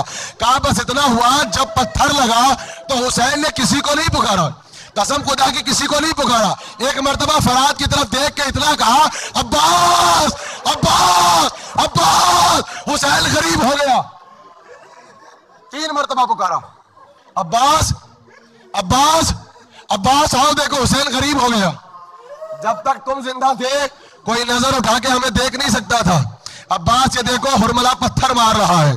इसके बाद मुख्तार ने हुरमला को कत्ल कर दिया। तो आपने सुना कि सकीना कहती है जब बाबा का सर आया तो खून ताजा बह रहा था रुखसार से, तो बच्ची चाहती थी कि आगे बढ़े, बाप के सर को उठा के सीने से लगा ले। जालिम कहता है नहीं, हम तो जब जाने के बाबा मोहब्बत करते हैं कि सरे हुसैन खुद उठे। सुन सकोगे रिवायत का टुकड़ा? आवाज को बुलंद करो, रोने में किसी से कोई शर्म नहीं है। जो जिस मकाम पे बैठा है रोते भी रहो, मातम भी करते रहो, मातम करते रहो, मातम करते रहो, मसाइब को सुनते रहो। हक़्क़े गिरिया यही है, हक़्क़े गिरिया यही है कि रोते हुए घर तक जाना। कहा कि सकीना हक के मोहब्बत तो ये है, मोहब्बत का तकाजा तो ये है, बाबा के सर को आवाज दो, बाबा का सर खुद तुम्हारी आगोश में आए। भाई ये सुनना था, जले हुए दामन को ऐसे लिया और कहा बाबा तुझे मेरे जले हुए दामन का वास्ता, बाबा अब मेरे छिले हुए गोशवारों का वास्ता, मेरे जख्मी गालों का वास्ता, बाबा लगे हुए इन तमाचों के निशान का वास्ता, बाबा यजीद मोहब्बत का इम्तिहान ले रहा है, बाबा मेरी गोद में आ जाओ, बाबा मेरी गोद में आ जाओ। अज़ादारों, रात के अंधेरे में सर तश से बुलंद हुआ, बच्ची ने अपने नन्हे नन्हे हाथों को ऐसे फैला दिया, सारे हुसैन आया, सकीना की गोद में आया, बेटी ने बाप के रुखसार पे रुखसार रख दिए, बाबा देखो शिमर ने तमाचे मारे, बाबा देखो चादर छिल गई, अब फरियाद की, क्योंकि बच्चियां शिकायत बाप से करती है, बाबा देखो शिमर ने नेजा मारा है, बाबा शिमर हमको डराता है, बाबा शिमर हमको पानी नहीं देता। बच्ची रोने लगी, आखिरी जुमला, बच्ची रोने लगी, रोते रोते आवाज दबने लगी, आवाज दबने लगी, आहिस्ता आहिस्ता आवाज आनी बंद हो गई। ज़ैनब ने कहा सज्जाद लगता है सकीना को गश आ गया, सुन सकोगे? आवाज दब गई, लगता है ज़ैनब ने कहा सज्जाद बच्ची को गश आ गया, बेटा बच्ची को बाबा के सर से जुदा करो, बच्ची को आहिस्ता से हटाओ, बच्ची को गोद में ले लो, खुदा किसी भाई को ये वक्त ना दिखाए, खुदा किसी का भाई इतना गरीब ना हो। ज़ैनुल आबिदीन आगे बढ़े, सकीना का बाजू पकड़ा, क्या देखा कि ज़ैनुल आबिदीन ने खुद को जमीन पे गिरा दिया, फूफी अम्मा बाबा को रोने वाली बाबा के पास चली गई। मैंने पढ़ा, आपने कैसे सुन लिया? फूफी अम्मा बाबा को रोने वाली तो बाबा के पास चली गई। ए फूफी अम्मा अब कैद में बाबा को कौन रोएगा? फूफी अम्मा अब बाबा को याद कौन करेगा? बस अज़ादारों सुनोगे, कैद खाने का मंजर बदल गया, एक कटा हुआ सर रखा था, एक छोटा सा लाशा पड़ा था, एक मुस्तर माँ खड़ी थी, एक मुस्तर फूफी खड़ी थी, एक गोशे में भाई खड़ा हुआ मंजर देख रहा था। अल्लाह अकबर। बच्ची रोते रोते चली गई, ज़ैनुल आबिदीन आगे बढ़े, सकीना की मैयत को उठाया, खुदा किसी भाई पे वक्त ना लाए। आहिस्ता से, मुझे नहीं पता कि कैदी ने अपनी जंजीरों को कैसे संभाला होगा, मुझे नहीं पता हथकड़ियों को कैसे संभाला होगा, ऐसे सकीना को उठाया, सीने से लगाया, रात के अंधेरे में जिंदान की कोठड़ी में मैयत को लेकर भाई चला, आहिस्ता से कब्र को तैयार किया, शाम से गस्साला को बुलाया कि गुस्ल दो। जब आई है तो गस्साला रोने लगी, सुन सकोगे? और एक मर्तबा ज़ैनब से पूछा, इस बच्ची को कोई बीमारी है, इस बच्ची को कोई आर्जा है? का क्या हुआ? कहा इसका जो लिबास जो कुर्ता है ना जिस्म से चिपका हुआ है, इसके जिस्म के ऊपर जख्म है, खून ताजा निकल रहा है। ये सुनना था। सज्जाद ने दीवार से सर मारना शुरू किया, मेरी तरफ देखो, और इतना का गस्साला खबरदार, इसको कोई बीमारी ना थी, शिमर के ताजिया के निशान थे, ताजियाले के निशान थे।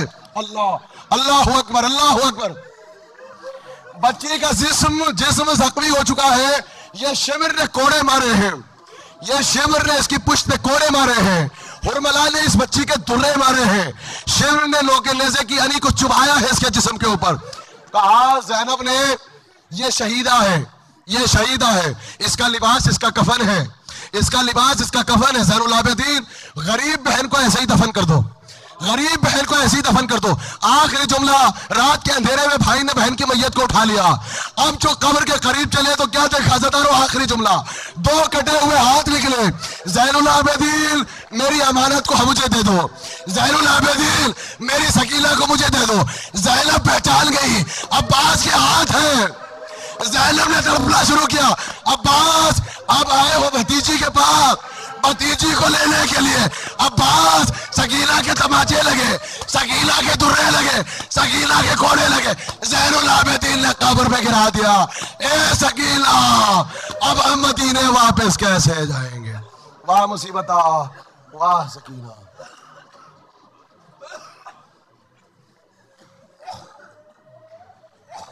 मातमे हुसैन।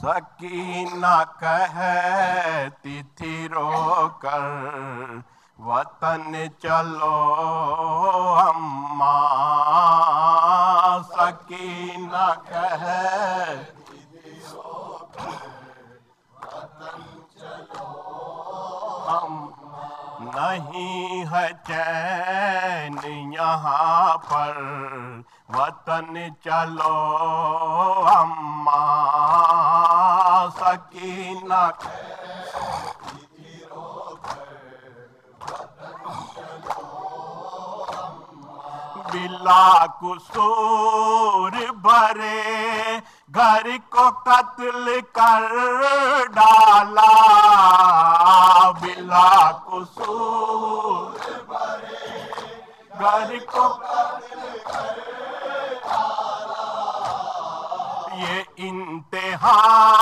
है कयास घर को कत्ल कर डाला, ये इंतहा है कयास घर को कत्ल कर डाला, यहाँ बसे हैं सितमगर वतन चलो अम्मा, सकीना कहती थी रोकर वतन चलो अम्मा, लगी है प्यास सुको अम्मा जाओ नहीं मिलता, लगी है प्यास सुको अम्मा जाओ नहीं मिलता, ये कैसा देश है पानी यहाँ नहीं मिलता,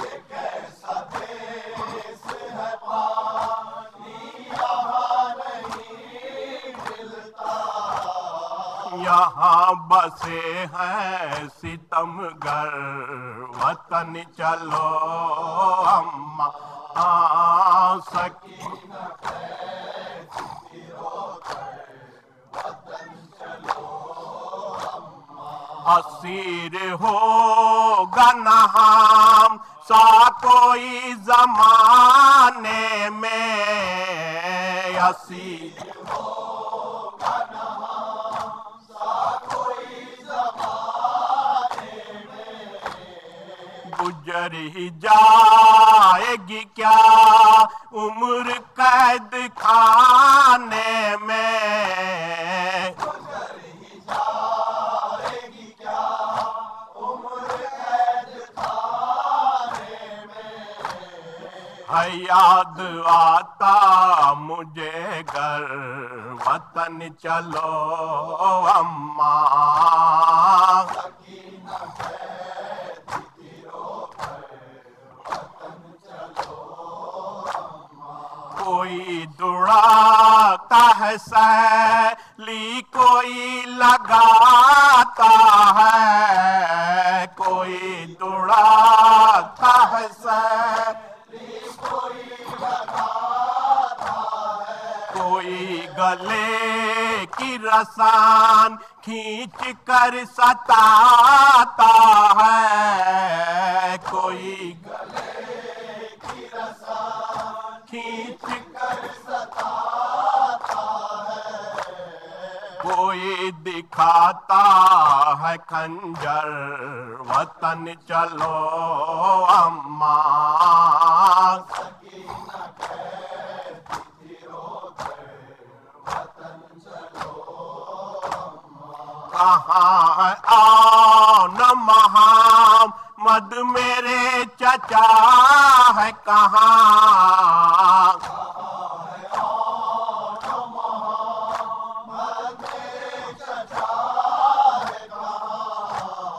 कहाँ गए अलियास घर को लेके बाबा जान, कहाँ गए अलियास घर को लेके बाबा जान, कहाँ है कासिम अकबर वतन चलो अम्मा, सकीना कहती थी रोकर वतन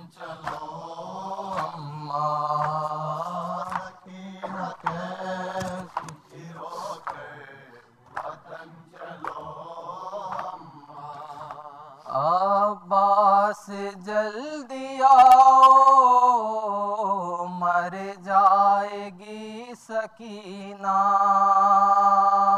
अब्बास जल्दी आओ, मर जाएगी सकीना। कब तक तमाचे खाए ये गमज़दा सकीना। अब्बास जल्दी आओ, मर जाएगी सकीना। कब तक तमाचे खाए ये गमज़दा सकीना।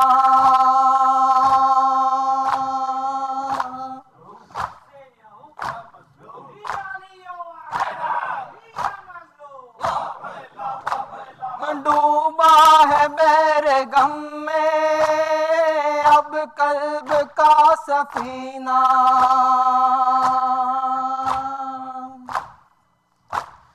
कहती है सजीना अम्मा है कोई जीना।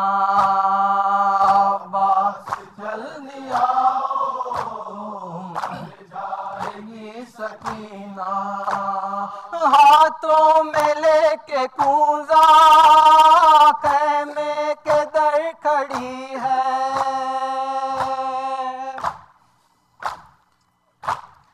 तेरे लिए दुआएं मासूम कर रही है।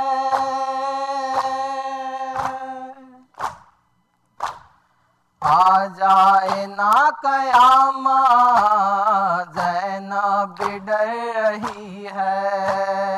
अब्बास जल्दी आओ, मर जाएगी सकीना। झूला झूला रही है असगर को लोरी देकर।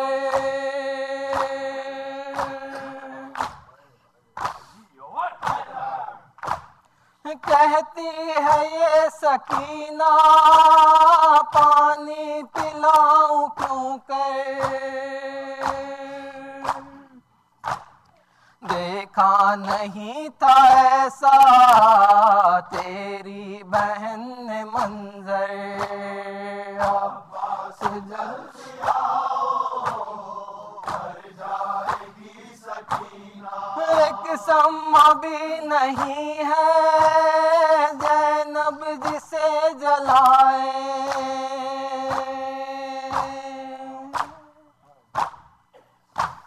जिंदा में तेरी बाची खामोश हो न जाए।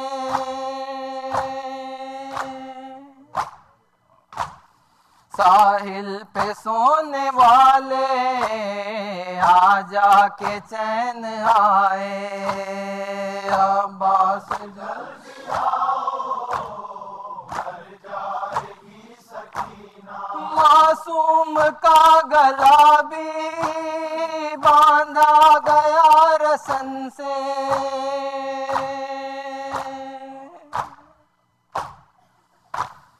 तकलीफ कैसे देखी जाए तेरी बहन से।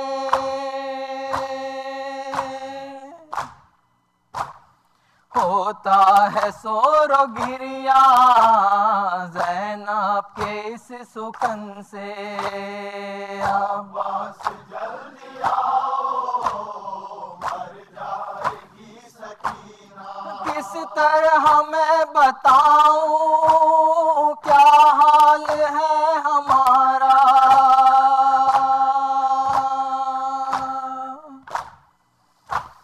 देता है सिमर ईज़ा रोती है बेसहारा।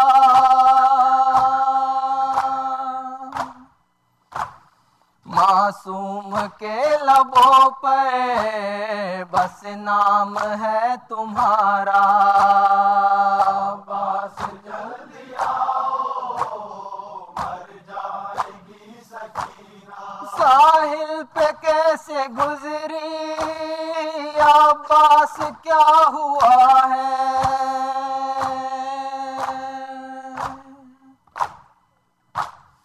बच्ची तड़प रही है, बस दम रुका हुआ है।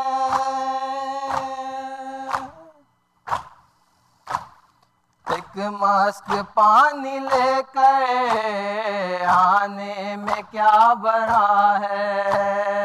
अब्बास जल्दी आओ, मर जाएगी सकीना। मारा गया है भाई, अब्बास तुम न आए।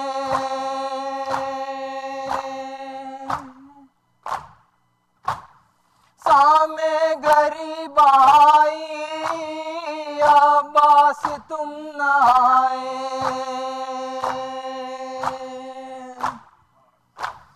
ये जुल्म ये तबाही, अब्बास तुम न आए। अब्बास जल्दी आओ, मर जाएगी सकीना।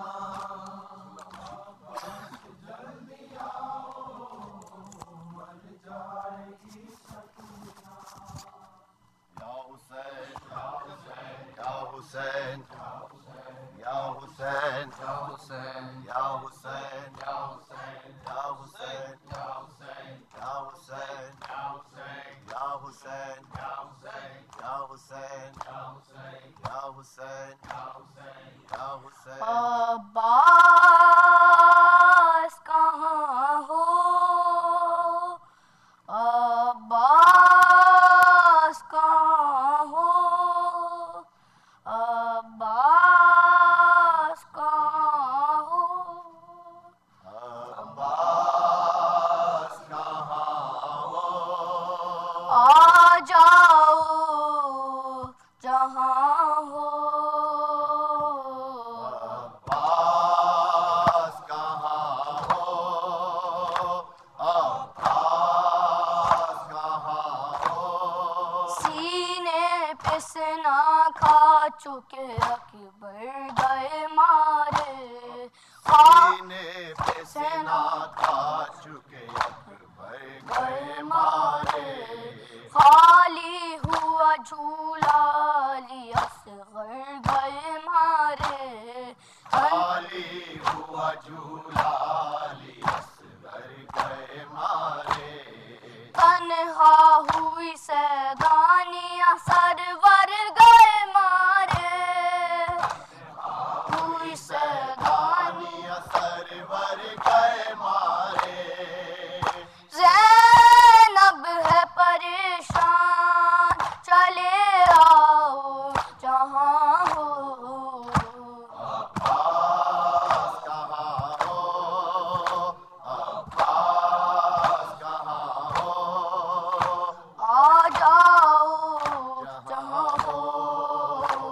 अब्बास कहाँ हो, अब्बास कहाँ हो। सीने पे सना खा चुके अकबर गए मारे, हुआ झूला लिया अकबर गए मारे। तन्हा हुई सैदानियां सरवर गए मारे, ज़ैनब है परेशान, चले आओ जहाँ हो।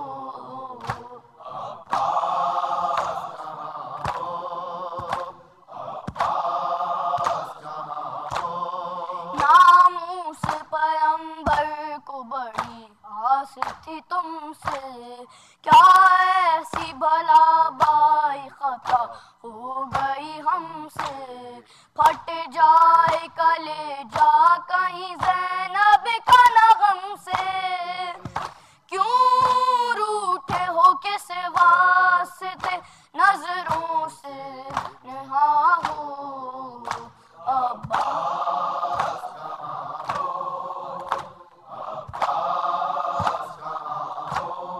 आ जाओ जहाँ हो।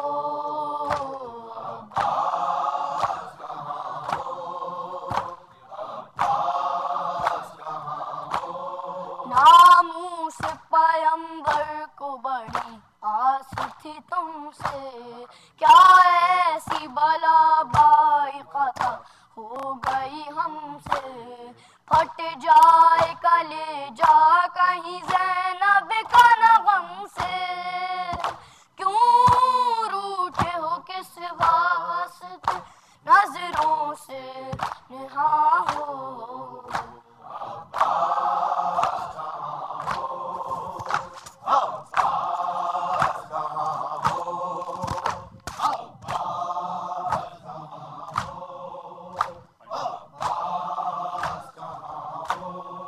पर मोहम्मद वाले मोहम्मद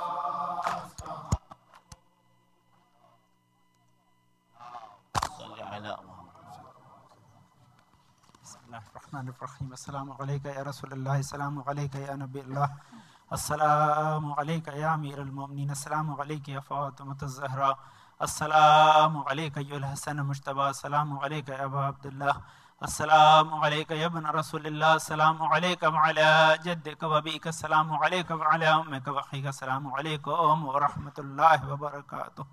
अस्सलामु अलैका या मौला अबुल फज़ल अब्बास या क़मर बनी हाशिम या इब्न अमीरुल मोमिनीन व रहमतुल्लाहि व बरकातुहू। अस्सलामु अलैका बिन्त रसूलिल्लाह, अस्सलामु अलैका